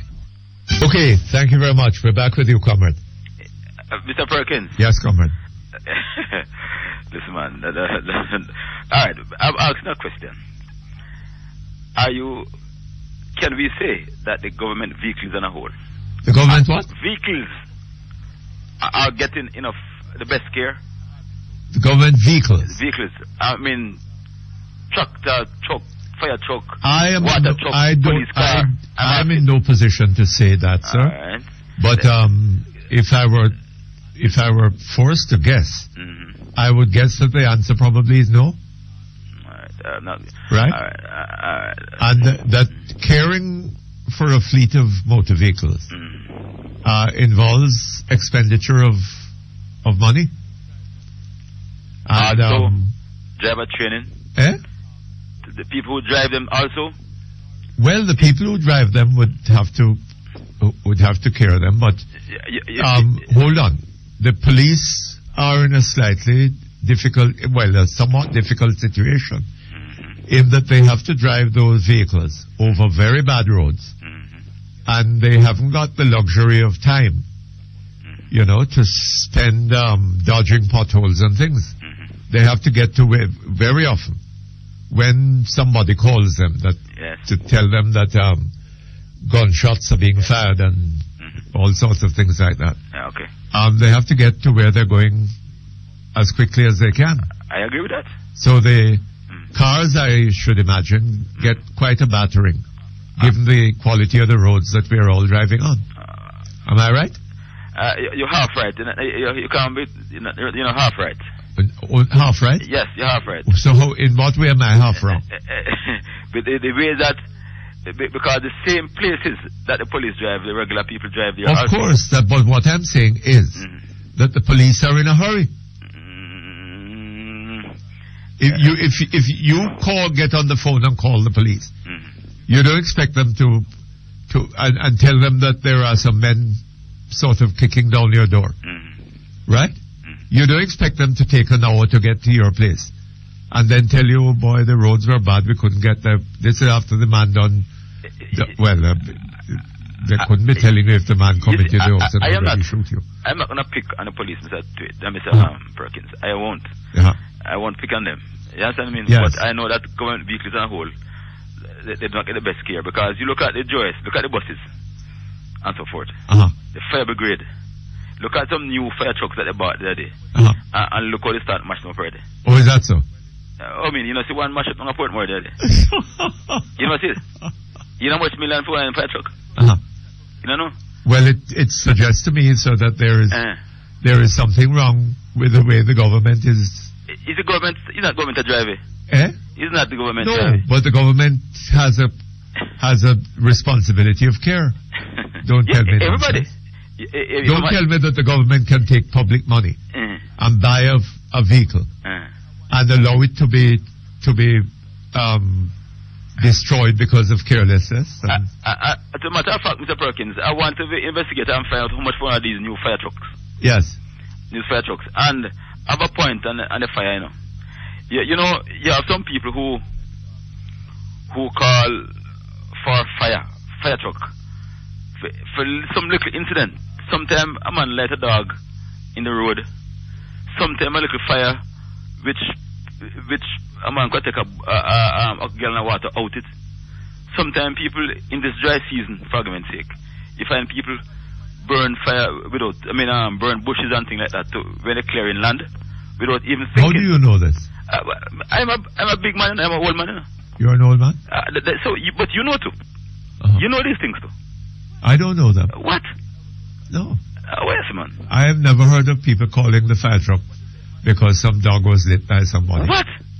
I would have called a name, but I would have called a road, but I'm not going to call a road. I see. What you saying, man? Yes, man. You better tell me, Mr. Perkins. I see. But see, a matter of fact, once I was lighting some grass at a place, and a man called the fire brigade on me. And after the man called the fire brigade, when he came, the fire brigade said, "Tell me something. Where's the fire?" So I just walk right through the fire. So one little smoke. And when I fire brigade man, boy, I wish I out the door. I man said, boy, but they already, so me go out. You know, and little things that happen all over Jamaica. And prank calls. Ask the fire brigade and how much prank calls they get. I mean, mischievous calls. Because in Jamaica, you have people think that if you don't call the fire brigade, you're now telling me that the inadequacy of the fire service is attributable not to the failure of government management, but to the mischievous nature and responsibility of people in calling fire trucks. Carelessness. Someone with carelessness. People light fire carelessly. Yes. I burn a little bush. And maybe the courthouse in Morant Bay burnt down the other night because somebody had called away the fire truck to maybe some chicken. After the investigation, after the investigation, it may prove that somebody did it carelessly, some careless thing. Carelessly what? Whether electrical problem can be carelessly done, you know. Yes. Anyway, I'm amazed that it took the fire truck so long to get to that fire. Anyway, because the fire brigade station isn't all that far from the courthouse in Morant. Okay. All right. One more thing. This morning, or the police station, for that matter. Yes, Mr. Perkins. One more thing. You talked with Darrell Vaz this morning about Portland. Yeah. Isn't he a caretaker? He's a candidate in Western Portland. He's a caretaker. Caretaker candidate. Yes. Okay. I am not sure that. Hold on a little bit. Yes, man. No. Yes, man. He is a candidate. Candidate. For the opposition. Yes. And in Western Portland. Yes, and is he? No, I'm not sure. Yes. Who is it that is a caretaker? But isn't he? Hold on a man. Who is it that? What's the difference between a caretaker and a candidate? Hold on. What is the difference between a caretaker ask and the man a candidate? who was talking to you about Mr. Clark thing a while ago. Because you don't know of a difference. No, what Darrell Vaz was doing is a similar thing the man was doing in St. Elizabeth. Because Darrell Vaz had some meeting and thing, some Portland development thing, and in some last week he was on it. Yes. So it's a similar thing the person was doing in St. Elizabeth. Which person? The man who spoke with you a while ago about the what the person do at Roger Clark here. The similar thing Darrell Vaz was doing in Portland. I don't know. I don't follow that. What? I don't follow that. Yes, man. What he's saying, what that man is saying, is that nothing is being done in that constituency in St. Elizabeth. The public interest has been abandoned. But he was saying that in the constituency, the PNP would be have an advantage there. But I'm saying the opposition in just the same way how the opposition is working in Portland The same thing is happening in St. Elizabeth. According to what I heard from your program. Oh, is that so? Yes. Well, I don't know of that. I don't know of it. Okay. Maybe you heard it from my program when I was. Yes, man. This morning. Yes. All right, comrade. No, I am not. You're not finished. No, I'm not a comrade. You're not a comrade. What should I say? You are? Are you a labourite? Huh? Are you a labourite? You think I'm a labourite? You think I'm a comrade? I think you are. Yes. Well, I think you're a labourite. Oh, because of that? No, man. No, to how you glad and you laugh. Okay. Okay. People who laugh are laborites. No, man. To any little mistake that the PNP make it every day as a joke. And every morning. Tell me something. Suppose one day should come, one morning, and you don't see anything about the government. How would you survive? One day, when you start, you dirge in the morning. When you start to dirge in the morning and start to comment, how would you survive? How would you laugh? Well, what would give you a good laughter? I don't know. Maybe I'd find something else to laugh about. Okay, good. Why? Well, you know what I find funny now? Yeah, man. I see Mr. Peart. Yes. Has taken up this issue of the bridge. Oh yes. Broadgate. Yes. And he's declaring that it is the parish council that is responsible. Yes. Was responsible for fixing the bridge. Yes. Someone must be responsible. Yes, indeed. Somebody. Yes. And another thing, Mr. Perkins. Don't you believe? Hold on just a moment. Yes. It is one thing to be responsible. Yes. Right? Nominally. Yes. It is another thing to discharge that responsibility. Yes. And to discharge a responsibility, you're going to have the means of discharging it. That's right. Including the money. Okay. Right. Now the question is, assuming for the moment that Mr. Peart is correct, and that the parish council had the responsibility, did the parish council have the means of discharging that responsibility? Right? Of course. And it did? Where you get that from? Listen, say the bridge needs painting, Mr. Where you get that from? Wait, no, Mr. Perkins. Say the bridge needs some regular maintenance, like chipping away the rust and painting and so forth. And, Mr. Perkins, I don't hear anybody talk about it. Is that too many people were on the bridge at one time? I don't know about that. Was it way too heavy? I'm asking. I don't know hear about anybody that. ask. I don't know why 20 people should have brought the bridge down. No, but is a bridge, is a wire rope bridge, no, Mr. Perkins. It's not a concrete and structured steel bridge. No, I don't think you're right. No, I'm just asking. I don't think that you're right. I don't think you're right either. It must be a weight limit. But the point is this, that the bridge was in terrible state. Yes. If the parish council was supposed to be responsible, did it have the resources? And who is it that controls the resources? Okay. It is the central government. And one of the things that appears to be happening is that the central government is depriving the parish councils. The parish councils, which are mostly controlled by the opposition, are being deprived of the means of making a good impression because the government, well, if people are impressed with the performance of the councils, then they might drift in a direction away from giving Sister P the mandate, you know. Okay.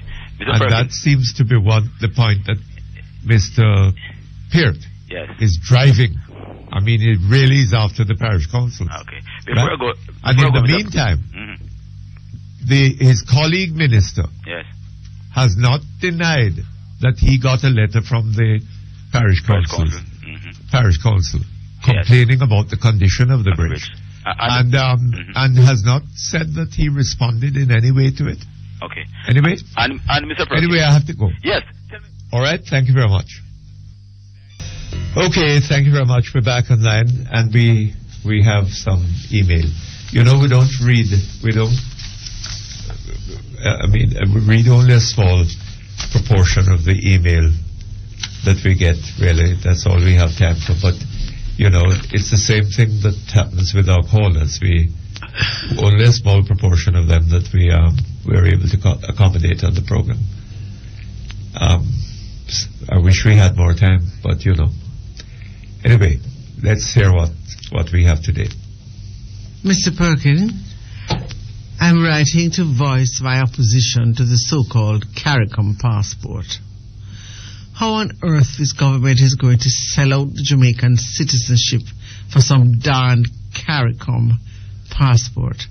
I am a citizen of Jamaica, not CARICOM, and I swear if they change the Jamaican passport to CARICOM, I will bear this country's passport no more. Jamaicans have worked hard to build our stature on the world stage. Why on earth are we being made to sacrifice our greatness in the name of regional integration? This is total nonsense. Why aren't people opposing it? Why am I not hearing anything about this proposal?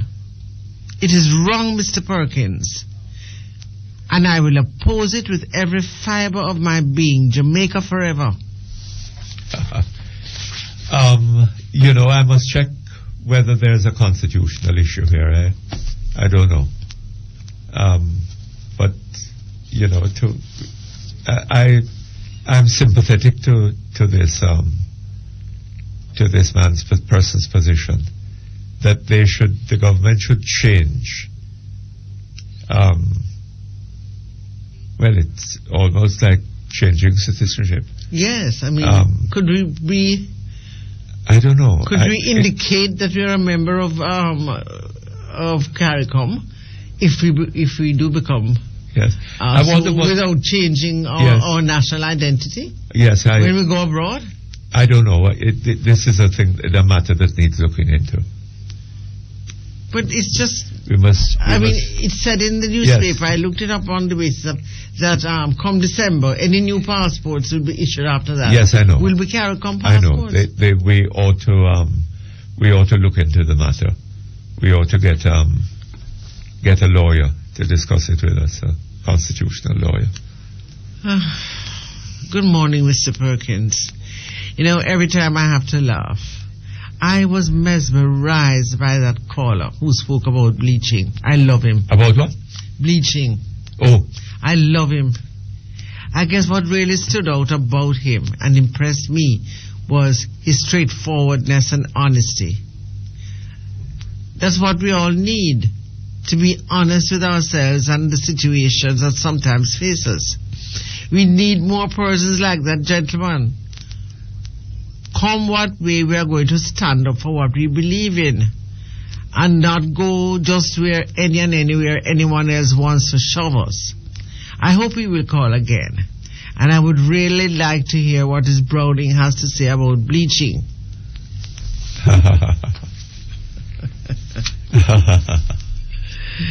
Here's a memory gem for Sister P. Mr. Perkins, I hope you pass this on to your good friend, the one you named Sister P. Sister P, you say that you are anointed by God. You say you are a Christian. Some people say you chew by belief. Sister P, when it comes to traffic Gora, you say you will return the money. Up to now, it don't return yet. You say that it will be returned in a few days' time. We are still waiting. Sister P, we don't forget that the majority portion of that money went to your constituency accounts. Sister P, as a Christian, you said you were born and raised a Christian. I would like to remind you of this memory gem. Speak the truth and speak it ever, cost it what it will. He who hides the wrong he does the wrong thing still. I don't follow that. What is it about? It's about Trafigura. Oh, I see, yes. Well, I don't know. I don't know. Has the money been repaid? And the thing isn't ended with the repayment of the money, you know. Why did the party accept the money in the first place? If they now find themselves, obviously, if they're repaying the money, there was something improper about the acceptance of it in the first place. Right? That is what is implied. And the question is, why did they accept it in the first place? Right? Hello, Mr. Perkins. Good day. I would like you to find out why Air Jamaica has stopped coming to Manchester Airport in England. Because I live in Manchester, and when I'm coming to Jamaica at Norman Manley Airport, I have to drive over 300 miles to Heathrow Airport to get the Air Jamaica home. I'm hoping for it to come back, if only once a week. I know I might be having a problem, but I see that it's taking up other routes and nothing is said about Manchester flights. I know it's not an on-time airline, but at least it can make the effort and come back to Manchester Airport. Thanks much. Yes, well, I don't know. It abandoned a number of routes because, you know, it couldn't afford to carry them and to continue them. So I don't know what is happening there. Anyway, maybe we can talk to them one day. Mr. Perkins, why do you bother with certain little things? To do what? Why do you bother with certain little things? And little things is in quotes. Don't you know that God is back in his heaven, even though he cannot appear before the House Finance Committee? And the prophet has come around again, making graven images and strategizing for the fifth term. Little Jesus is just spinning in the directions they tell him to spin.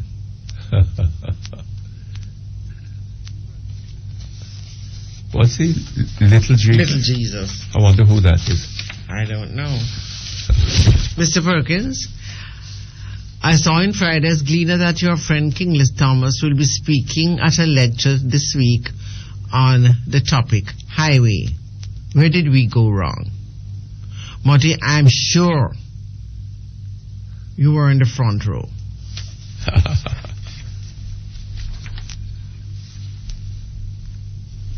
Mr. P, I wonder what PNP politicians take us for. Them think we are, it's not ideas, it must be idiot. These days are gone. We have a lot of sense now. Can't fool me no more. The only thing we see taking off is the hardship and sufferation. We just want them to call the elections, and then we'll see what God served them. The slavery argument is a diversionary tactic for the people to look away from the reality of what is happening in the country today. But it now go work. Why don't we get some mail from the others? Well, we haven't got anything. Honestly, sometimes I'm embarrassed, you know. And sometimes I'm embarrassed by you hardly. I mean, when it does come, it's very abusive. Yes, but it can be amusing. Some of it is not airworthy. It seems as if Christians in Jamaica are allowing themselves to be tricked by the politicians and their entourage. The Bible states clearly that many shall come in God's name, portraying that God sent them to do his work. But these people will be false prophets. You can know God's people by their fruits. God never sent any messenger to make people suffer. Christians need to look more closely at God's work and don't be misled.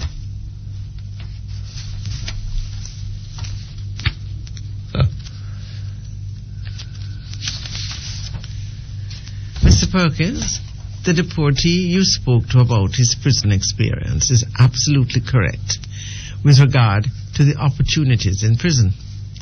Mr. Perkins, it is a known fact that some Jamaicans would commit an act of criminality to serve time in some prison facility in North America.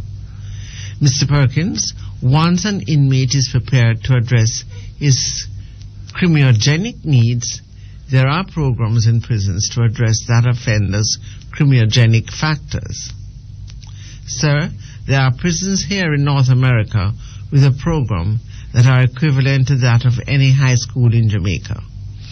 If you are interested to discuss further, reply, and I will obtain permission to speak to you so that there will be no conflict of interest. Thanks. He's from a Jamaican in an American prison. He's in an American prison? Yes, sir. Okay. We're going to have to take a break. Okay. Okay, thank you very much. We're back here online. Back to the email. Yes, Mr. Perkins. About the ex-con, the deportee. Many ex-cons' only real chance occurred when they went to jail.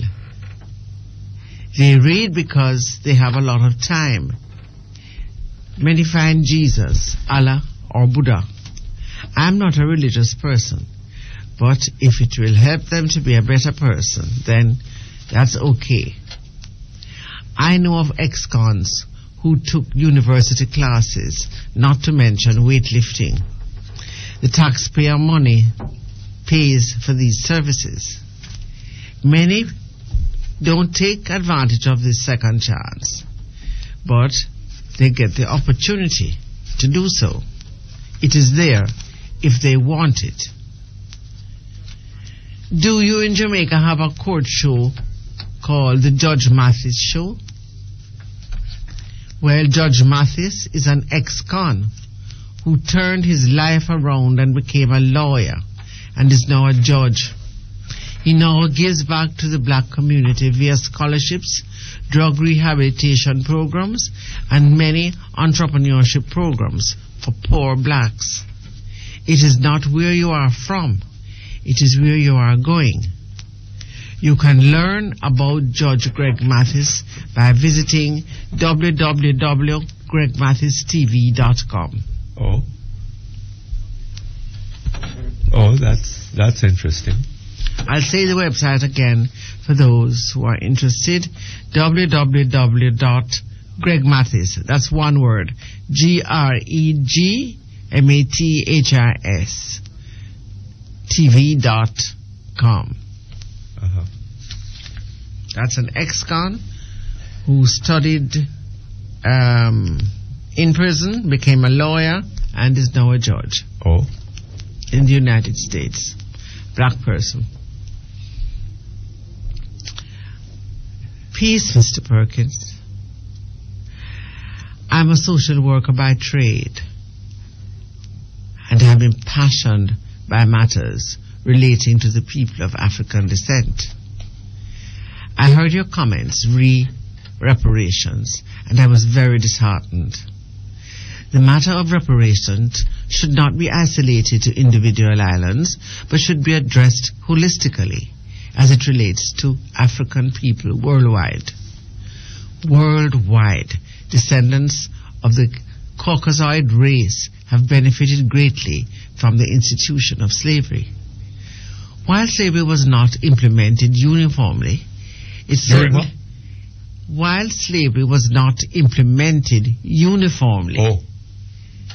it was certainly an acceptable practice by the major nations of the world.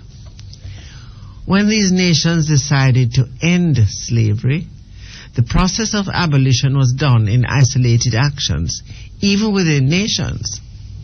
One thing is for certain, very few emancipators provided for the well-being of enslaved Africans after emancipation. Many of them wanted to go back to Africa. Once the slave masters and their supporting partners saw the institution coming to an end, they put in place economic measures to protect themselves and further denigrate African people. If, out of the kindness of their hearts, they did hire us, it was because they needed us, and the payment to us for services was inhumane. If you want to look at why African people in Jamaica should get reparations, consider for a moment that Jamaicans just got its independence, quote unquote, in the 60s. Just the other day. I don't even know if I would call that independence, when the Queen of England is still the head of state, ceremonial or not. Our people are where we are today because we fought for it, and even today we are still fighting. Africa is in a state of disarray because of the actions of colonialists. I am told by natives of Africa that Africans in Africa detest being black so much that some of them call themselves white. Now, Mr. Perkins, I could go on and on this matter. But the bottom line is, worldwide, our people are still feeling the effects of slavery. Systems were put into place to ensure that our people continue to struggle and fight for our true freedom. More than any other race of people, Africans are continuously beaten upon. And when we don't achieve, they blame it all on us and call us lazy. The worst part of the slave system was this psychological denigration. Mr. Perkins, I'm not asking for Africans to get handouts. We are getting that in Africa, and that is not working. I cannot begin to suggest what reparation should look like, but I do know it should be systematic and address the psychological denigration, denigradization of our people. It truly opens the door for our children to have access to basic education. It contributes to debt-free. It contributes debt-free to the economic development of our African nations. Thank you for diligently reading and considering my rebuttal of your statements. Yes, well, our problem as people of African descent is that we continue, particularly in the New World, is that we are continuing in places like Jamaica to use slavery as an excuse for our continuing failures, right? That is our problem. What we need to do is recognize that our failures are our failures, right? And that what we must do is to get up and begin to have some confidence in our ability as human beings to achieve whatever it is that we will. Okay? Or would. Okay. Thank you very much. Let's go back to the telephones. Hello? Hello?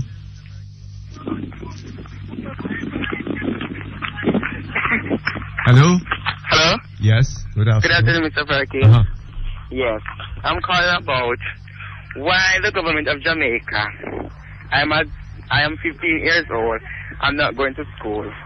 You're not going to school? No. Why? And because my parents cannot afford to send me. And there's a class going on, and you have to pay $1,000 for register. Here, Mr. Perkins. $1,000? Yes. From where I am living, it's about $200 from where I'm living to go to Santa Cruz. $200, Mr. Perkins. So if you go there and explain to them that you don't have, you cannot afford to pay the $400 a month, $1,400 a month, they're telling you that you are sorry, they cannot accept you because you have to pay the exact amount of money. Understand? Yes. I can't believe. I can't believe these people. What school is this? What school is this? Can you speak up? What is the name of the school? It's a class. I'm calling from St. Elizabeth. It's a class. In Santa Cruz, St. Elizabeth Technical High School. And they're saying if you cannot afford it, you don't have the whole of the money to pay, they cannot accept you. I need you to go to a high school in Black River.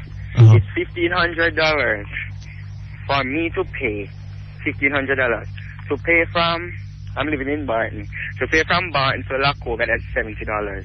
To pay from Lacova to Black River, it's $100. That is to go to school one morning. Yes. And what? The same amount to go back home? Yes. So for the week it's $1,000. The person, my father is not giving me a dime. My mother cannot afford it. Oh yeah. But you were in school at one point. Yes. What school was that? The Newton Primary School. So you graduated from primary school? I have. Yes. I have not done GSAT because there was some sort of mix on the H paper could not found and those things. Oh my God. So, and I have to leave. It is so hard for us in Jamaica. And I'm saying that why the young people them go ahead and do things that like steal and do bad things because there's no help offering for them. Yes. That's the reason why. I just can't understand these governments.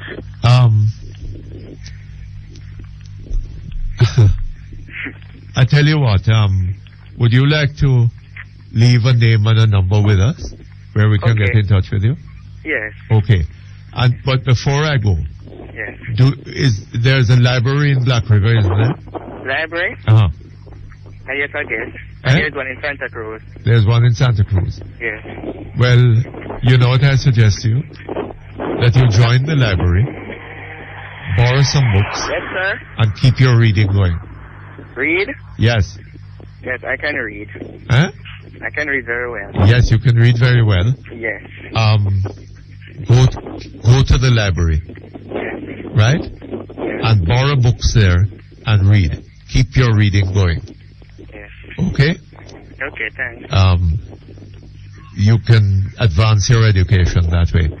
Okay. All right? Yes. But hold on, and I'll have somebody talk to you. Okay? We take a break. We come back in a moment. Okay, thank you very much. We're back here online. Hello? Hello? Yes, good afternoon. Mr. Perkins, how are you doing? Not too bad. Good. I am here also sucking the starter with the spoon like Through the wooden spoon? Oh, Lord. Listen here. My name is Trevor Garvey. Yes? The former candidate caretaker for South Central St. Catherine. South Central St. Catherine. Yes. Okay. I'm just speaking what? Devon? Trevor Garvey. Trevor. Garvey. Right. I was speaking to Mr. Vaz earlier, and he was telling me about the former JLP people ganging up on him. The former what? JLP candidates was at some party. Right. I just want to take this opportunity to make it clear to Mr. Vaz and everyone that Trevor Garvey is a member of the Jamaica Labour Party and will continue to be a member of the Jamaica Labour Party. And I have no interest in the People National Party or joining the People National Party. And I am committed to helping the party in whatever way to remove this government who has failed the country miserable over the years. 18 years, Mr. Perkins. And I think it's time for them to go, and I'm committed to working with the party. So what did Mr. Vaz say about you? I don't remember. He was saying that there was a party in Portland with Mr. Abe Dabdo and Verna Parchment, Kenneth Rowe, and Trevor Garvey. Were you there? Yeah, I was at the party. I realized it was a PNP party, so I stepped out. I did not speak. I did not engage Hold on. in any way It was a whatsoever. PNP party, so you kept out. I stepped out. So you knew of the party? I was at a party. Eh? I was at a party. You were at the party? Right. But when I realized it was a PNP gathering, I stepped out and went outside. Oh, I see. I did not speak. I didn't engage him in any way, any form whatsoever. So when you say you went outside, you didn't leave? No, I went out. I did not drive myself, so I had to go to and wait on my drive to come. Oh, I see. Then how did you come to go to the party? Oh, my good friend Kenneth invited me. Who? He's a friend before politics, Your good during friend who? politics, and after politics. Your good friend who? Kenneth Rowe. Oh, he invited you? Right. Uh-huh. But he didn't tell me it was a PNP function. I said, let's go to a party. Uh-huh. And when I went there, I realized it was He's a PNP. yeah, he is. Eh? Yes, he is. Uh-huh. You know, when I went to a real People National Party, I stepped away from it. I see. I did not speak as I'm here on any platform. I didn't engage with people in any conversation whatsoever. I see. I just leave. Uh-huh. So for them to be saying that I was at this party, it was ludicrous. It's I not- said it to Mr. How Perkins. can it be ludicrous if you say you No, were there? no, to say I'm a member of the People National Party campaigning for against Mr. Oh, I Perkins. see. Well, that's a construction that, Yeah, you know. And I say, I like I said before, I am committed to the Jamaica Labour Party. I will continue to be committed to the Jamaica Labour Party. All right, so. I'm a member of the Jamaica Labour Party. I will continue to be. Yes, so. all right. Okay. All the best to you. Thank you. Okay, hello? Hello? Hello? Yes, good afternoon to you. Good afternoon, Mr. Perkins. How are you? Not too bad. How are you? Well, I am here sucking the salt through the wooden spoon Oh, as well. Lord. Oh. As Mr. Garvey there. Uh-huh. I am here sucking the salt through the wooden spoon. I see. Uh-huh. And anyway, Mr. Perkins, you ever hear the saying, when the going get tough, The tough get the tough going. get going. Yes, Hello? I've heard it. Yes, when the going get tough, the tough get going. Yes. Well, that is exactly what is going on in this country here now. Or is that so? Yes, the going get too tough and the young people there can't be able to handle it. Uh-huh. They are young, some of them just leaving school, they are not able to pick up a job and, you know, they don't even have any social programs in these communities and the youth, they are easily influenced. Uh-huh. And that is why they pick up the gun for it. Yes. Anyway, I'm not going to be long with you. I just want to show you a few points. Yes, I have a little snack it where I sell snack. Box drinks, bottle juice, phone cards, etc., etc. Uh-huh. Yesterday when the Pepsi truck came, they said Monday all the prices will be raised. Oh? Yesterday the bigger van come, they say all the prices have raised. Today the biscuit van come, they said everything raised. We don't hear these things over the radio. Uh-huh. And yet still, first time when $1 gone on and anything, you would hear they said, well, it's gone on and Yes. so on. But no respect now for the consumer. Uh-huh. So when we have the customer, they come to the shop now to buy their little snack, you have to be telling them that this raise, they're looking at you like you're a thief. Because it's like we are having a crawling peg devaluation. Uh-huh. And the dollar, what they could use buy for $100, they can't buy it again. You understand? Yes. They want a bun and cheese and a soft drinks. They have to be put in there, digging deeper in their pocket, and they don't have it. Uh-huh. I am wondering how they expect people to survive, you know, in this environment. Yes. The minimum wage is small, and when people working, you have to see them on TV blocking, picketing their workplace to get a little raise of pay, and they're more to send them home, redundant them, and because sometimes the company, they're not even making any money. Everybody is under pressure.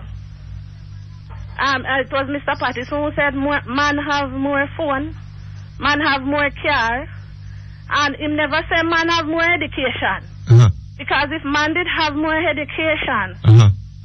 they would be able to better help themselves. More man have gal. Yes. More man have phone and more man have car. A gal. And gal. Uh-huh. What he should have said is more man have more education, but he couldn't say that. Because it wouldn't be true. What he didn't say is that some of them he have couldn't wine. say. You know, it is sad.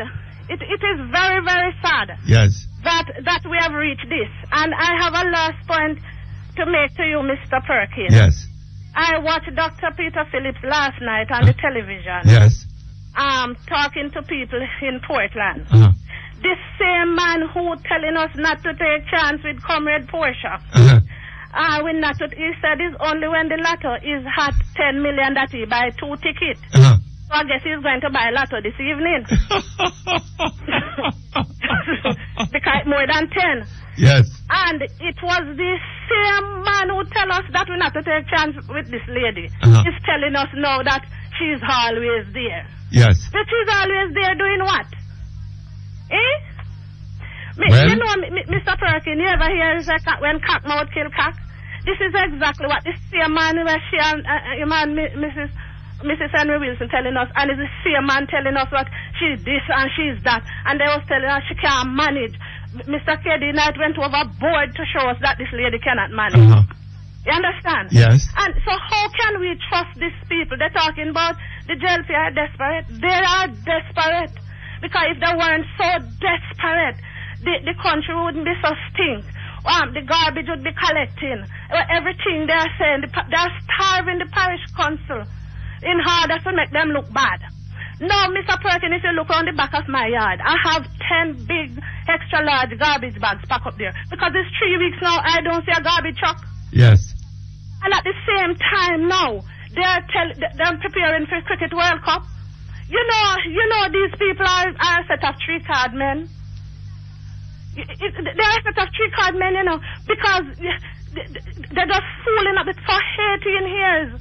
The 9th of February gone, these people are in power. Yes. And this country is the worst I have ever seen it. And at the same time, they are talking about Mr. Golding. Mr. Golding is the best thing ever to happen to Jamaica, and he will be the next Prime Minister. Oh, is that so? By Mr. Perkins. How can you be sure of that? I am sure of that because the people of Jamaica, they are not idiots. You can fool some of the people some of the time.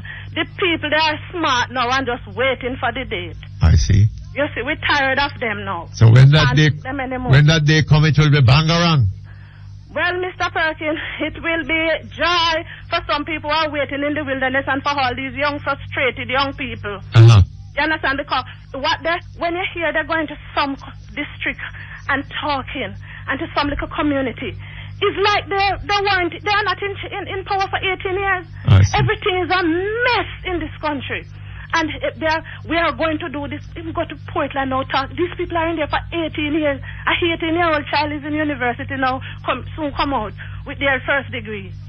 And this gentleman is talking like them just go in power. Like them just take over from a government that has devastated this country. I mean, these people must come on, man. They must get alive. Jamaican people, we are smarter than this. We are going to show them. We are going to show them that we are tired of this. All of us. All right, Mr. Perkins. Okay, Mom. Thank you very much. Take care of yourself. All the best to you. Hello? Hello? Hello? Yes, good afternoon to you. Yeah, I'm calling. I'm calling for the program. You're on now. Yeah. Hello? You're on. Hello? Hello, yes. Mr. Perkins. Hi, how you do? I like the name that you have now, you know. Which one? I like your new name. Which one that? Jackass. Jackass? Yeah.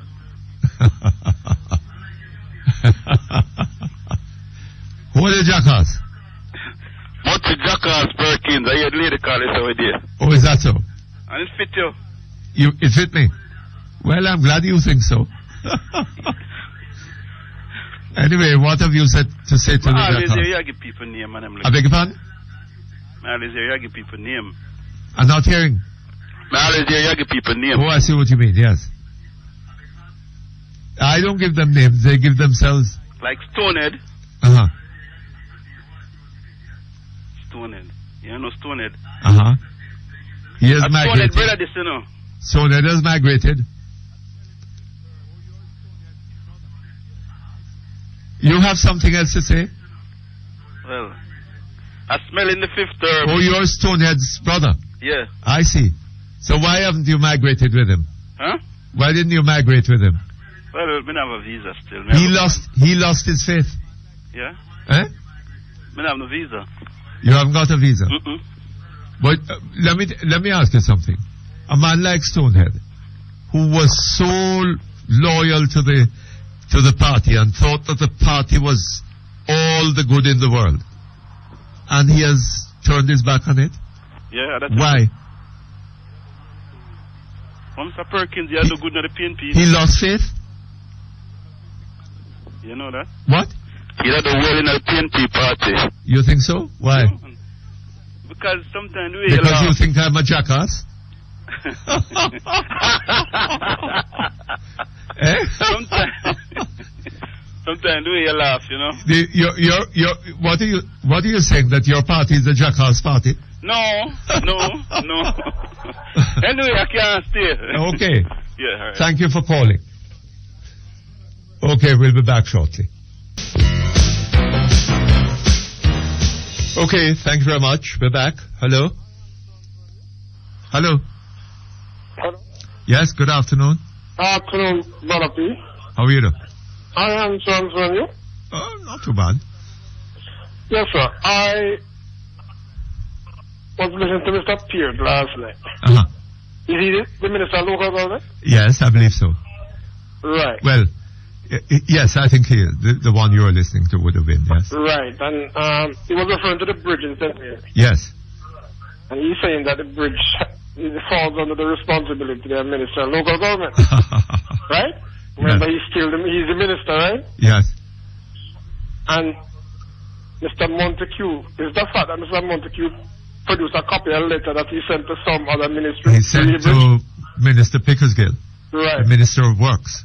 Right. So why wasn't that letter handed over to the Minister of Local Government? I don't know. I don't know whether it was. Huh?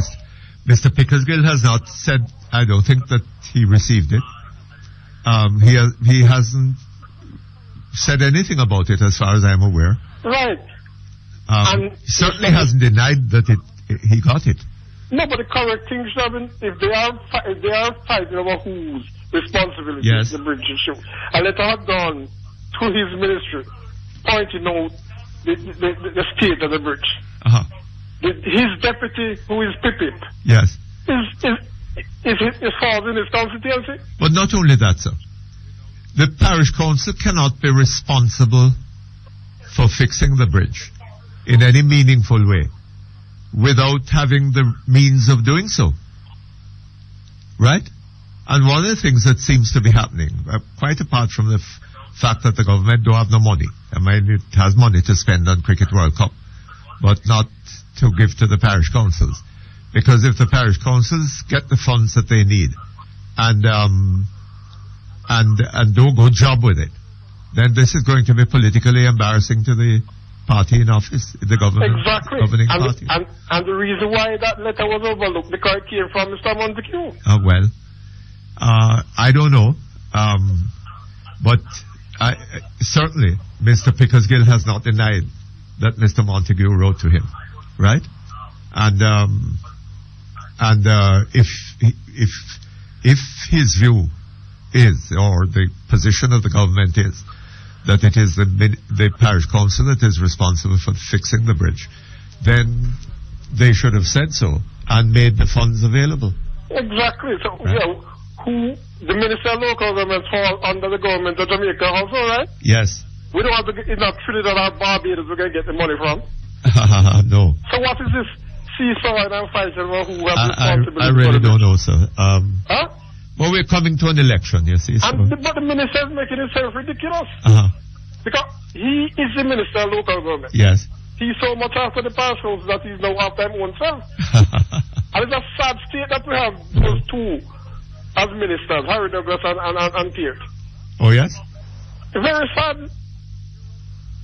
Oh. You remember Mr. Peart didn't even remember when he was in Parliament? Huh? Yeah, Mr. who?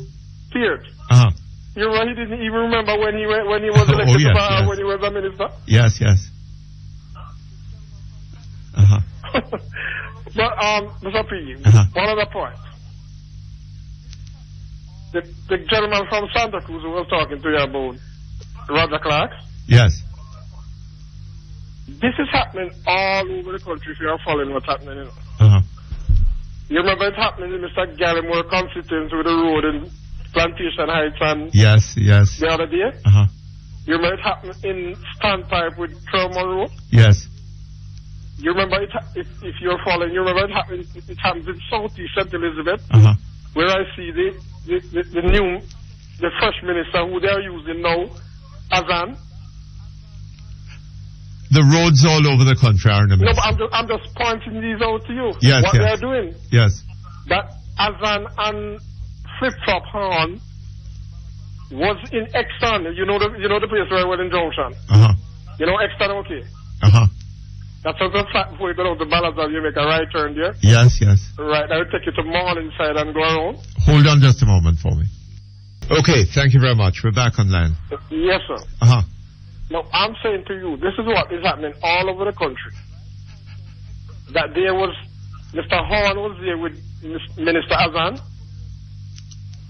Yes. Right? Pointing out the Exton Road, how the Exton Road will be redone and other areas. And those areas are strictly PNP areas. Yes. 2 days after that, I heard on the news the people from Queensbury was they're saying they're going to demonstrate because they cannot take the condition of the road anymore. You know the area very well. You know that Queensbury is a JLP stronghold. Right? And they cannot eat. They try to get in touch with the Mr. Blake, who is the elected representative now. And he cannot be found. So what the man is pointing out is that these people are being paid from taxpayers' money. So they should be in the area still doing the work. It shouldn't be Mr. Horn with Mr. Azan. It should be Mr. Blake with Mr. Azan. Because he's still the elected representative of the people. He's collecting a salary, aren't he? Yes, as an MP. Right. But presumably he attends Parliament and deals with matters appropriate to an MP, sir. But isn't that's all he does for his salary for the entire month? Well, I mean, I don't think that the time is coming. He's leaving. He's giving up the position of MP. He's running again. Mr. What's his name is taking his place, and therefore he's giving him the opportunity of being present in the country and making an impression with the people. At least they should have been together. Are they on the same party? Well, I don't know that necessarily follows. I wouldn't make too much of a commotion. In closing, Murphy. Yeah? And I hope I'm not blaspheming. The caller, the email who said, look at Jesus. Jesus. Yes. Well, you know that God is out, so look at Jesus is Mr. Morrison.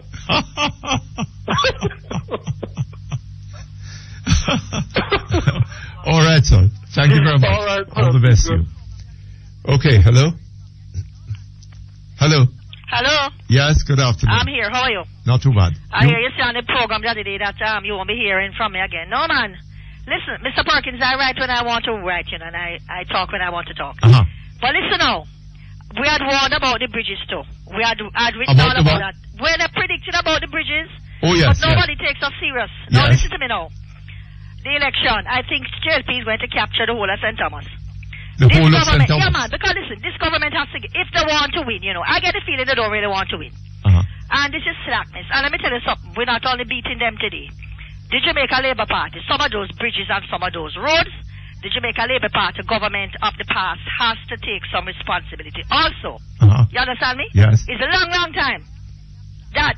And you see, when the JLPs did, they do the same thing, They go out and they don't have the money for vital things. And then, the both of them, that's why I'm telling you, I'm trashing the both of them today. The JLP and the PNP, when they're in government, when things that are vital, right, the both of them have to take responsibility, All the medical services that are running down to nothing. It's an absolute disgrace. Anyway, Mr. Perkins, you're going to be all right. I'm congratulating today Maxine Henry Wilson. I'll be the first person to congratulate her and to win. And Dr. Horace Chang, he has to be careful, though, because I think, there's a fight for his seat. He's not to go out alone at night. Mr. Azan going to scrape through. But I think the JLP going to get the whole of St. Thomas. Whole of St. Thomas? Yes, listen to me now. Many surprises. But that isn't going to give them victory, is it? Wait, no, miss, I will tell you in May. The JLP have a very good chance of winning. How you mean not going to give them victory? You hold on now. You remember what happened in 1980? Some of these ministers in the government believe they cannot lose their seat, you know. Some of them are in for a shock. Mr. Gallimore St. Andrew, JLP, let me congratulate you. Babsy Grange, let me congratulate you. Mr. Peart is going to get through. I don't know what's happening with him on the road, this and blah, blah, but Dean Peart is going to get through. But the PNP are going to get all the seats that they think they're going to get in Manchester. And it is because of these foolishness. Let me congratulate Russell Hammond, too, of the Jamaica Labour Party. Yeah, I think the JLP is going to run away with St. Thomas. So you don't think mind the whole of Trelawney, Mr. Clark has a chance? Who? Mr. Clark. Mr. Roger Clark? He has a slim chance. Eh? He has a slim chance. He has to pull up his socks.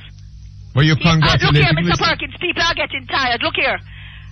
I'm not against Portia Simpson, certainly not, and she knows it. I'm not against Bruce Golding, certainly not. But let me tell you something. Not because they have been in power so long. They have gotten lackadaisical, right? And the people of Jamaica are not ramping with them. And all the politicians have to stop looking at the size of crowd.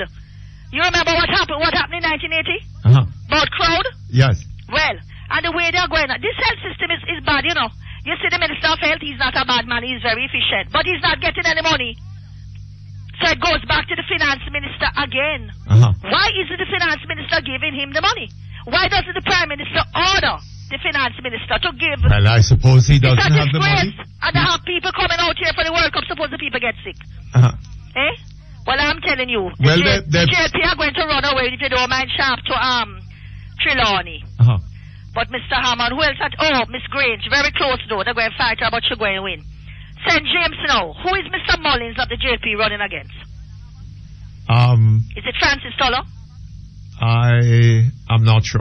Maybe Francis Toller, yes. That seat is up in the air, and I have a feeling that Mr. Mullins is going to get it. I have a feeling. Right? But, Mr. You know what, a funny thing happened to me. You know, I just get these feelings.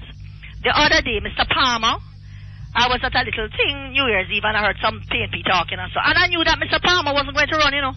So, Mr. Perkins, nobody in the right mind can back Mr. Palmer. With this. Saying that they're backing Mr. Palmer. They can't, Mr. Perkins, nobody in the right mind can back Mr. Palmer. With this beach. They can't do those things. So I don't think he should run. It's not wise for him. What about no man? No. And listen, and they can't do those things. So I don't think he should run. It's not wise for him. What about respectability and self-respect? He shouldn't run. And I believe the story, and this is why. Yes? Yeah, but man. And the minister, Mr. Omar Davis. Don't mind, they don't get many seats there either, you know. Yes? Yeah, but man. And the minister, Mr. Omar Davis has to give the money to the Minister of Health. Minister of Health is not a bad man. If he got the money, he would fix up the place. This is out of order behavior. The water too is dirty again. The road on which I live on, I don't know. It's very, very bad. I mean, the parish council claim they don't have the money. I remember the other day some money was missing from them too. It's a national disgrace, so. And I'm telling you, so Trelawney, but Mr. Chang, he has to be careful. But Mr. Azan going to get through. He's not a bad man, you know. And Dean Peart going to win. I don't even know about his brother's seat.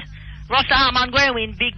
But I think Mr. Mullins, I think that seat that Mr. Mullins is in St. James, I think he's going to get it. He's not a bad man. Bright, intelligent. I get a feeling he's honest. He talks a bit too long, but then he's a lawyer. That's how they go on. Who is that? Mr. Mullins of the JLP. Oh, yes. Yeah, remember I told you last time? And the other PNP one, they have the JLP, the People's National Party, have one member there in the parliament. That man is going to win his seat again. But the election is up in the air now. All right. So when is the election? I don't know, could be May. I'll tell you in May who I think will win. But listen, a lot of the JLP people who believe they don't have no chance, they have a chance. There's a JLP lady and she wears shoe size 7.5, and she's going to defeat a member of the People's National Party. That man believes he cannot lose his seat.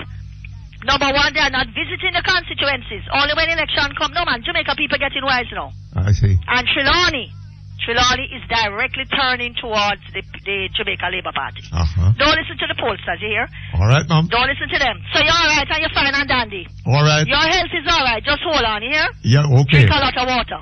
Okay. Alright. Thank you very much. All the best to you. Okay, hello? Yes, Sir P. I don't think we have much time. All the best to you and your family. Oh, for thank the you very Ash much. Wednesday. Let it be a peaceful one. Uh-huh. And I tell you what, I don't know if we're going to be able to fix this country in 1 year or 4 years, you know, but at the same time, I think you're doing a marvelous job as far as putting us in a mood to focus on what needs to be done, trying to analyze our problems as we have them. That thing there with Mr. Peart on television yesterday, that was really a shame. You know? Uh-huh. That was really a shame to know that I'd heard people talking about that bridge, and to hear the bridge fall down and no one wants to own up to the responsibility. Is that leadership for you? No, it isn't. I can't, but this is where we live. These are the people in the neighborhood. Have a pleasant break. All right, Okay. Sir P? Thank you very much. Same to you. Hello? Hello? We have a few minutes. Let's not waste it. Hello? Yes, go on to another call. Hello? Hello? Yes, good afternoon. Afternoon. Uh-huh. Yes, sir. What in heaven's name is going on? Hello? Hello? Hello? Hello. Yes, good afternoon. How are you doing, Wilmot? Not too bad, how are you?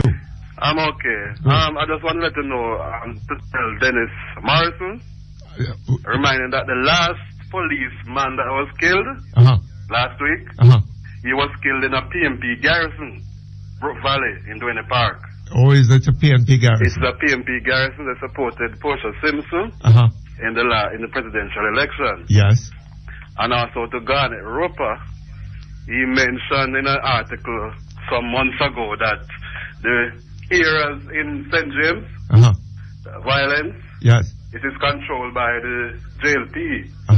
I don't know if he mean by they have JLP MPs. Yes. And I noticed that there is violence in Portia Simpson area. Is that the reason why there is violence in the Portia Simpson area, because it's controlled by the PNP? And if Garnet Roper should answer those questions. Well, I don't know. I don't know what Perhaps kind you- of garbage these people write all the time. Perhaps you ought to just send a message to Mr. Morrison, pointing out that where that policeman was killed. Well, I'm sure he must have heard. It is all on the news. I see. And we all know that Brook Valley is a garrison, PNP Yes. garrison. Well, of course, the fact that he was killed in a PNP garrison doesn't mean that the PNP had anything to do with it. That's true, but based on what he is in the article. Eh? Based on what was in his article. Yes. You wonder Well, how yes, I he know. come by that. I know the point you're making. Yes. Anyway, have a great day. Okay, thank you very much, and the very same to you. Okay, hello? Hello? Hello? Yes, sir? How are you? Not too bad, thank you. I want Quickly. to tell Mr. Earl Blair Yes. that he must look into the statement that Mr. Morrison has made. It's a very serious statement. And I think that the police should be investigating Mr. Dennis Morrison right now. Why? Because he has the evidence. He must have the evidence. Oh, well, I don't know. And- All right, and- sir. and Thank you very much. All the best to you. Okay, that brings us to the end of Perkins Online for today. We'll be back hopefully tomorrow. I beg your pardon, tomorrow is Ash Wednesday. And I don't think that we'll be here. But on Friday. What am I saying? Thursday. On Thursday, we should be back online. We look forward to that. And may I wish you a very pleasant holiday.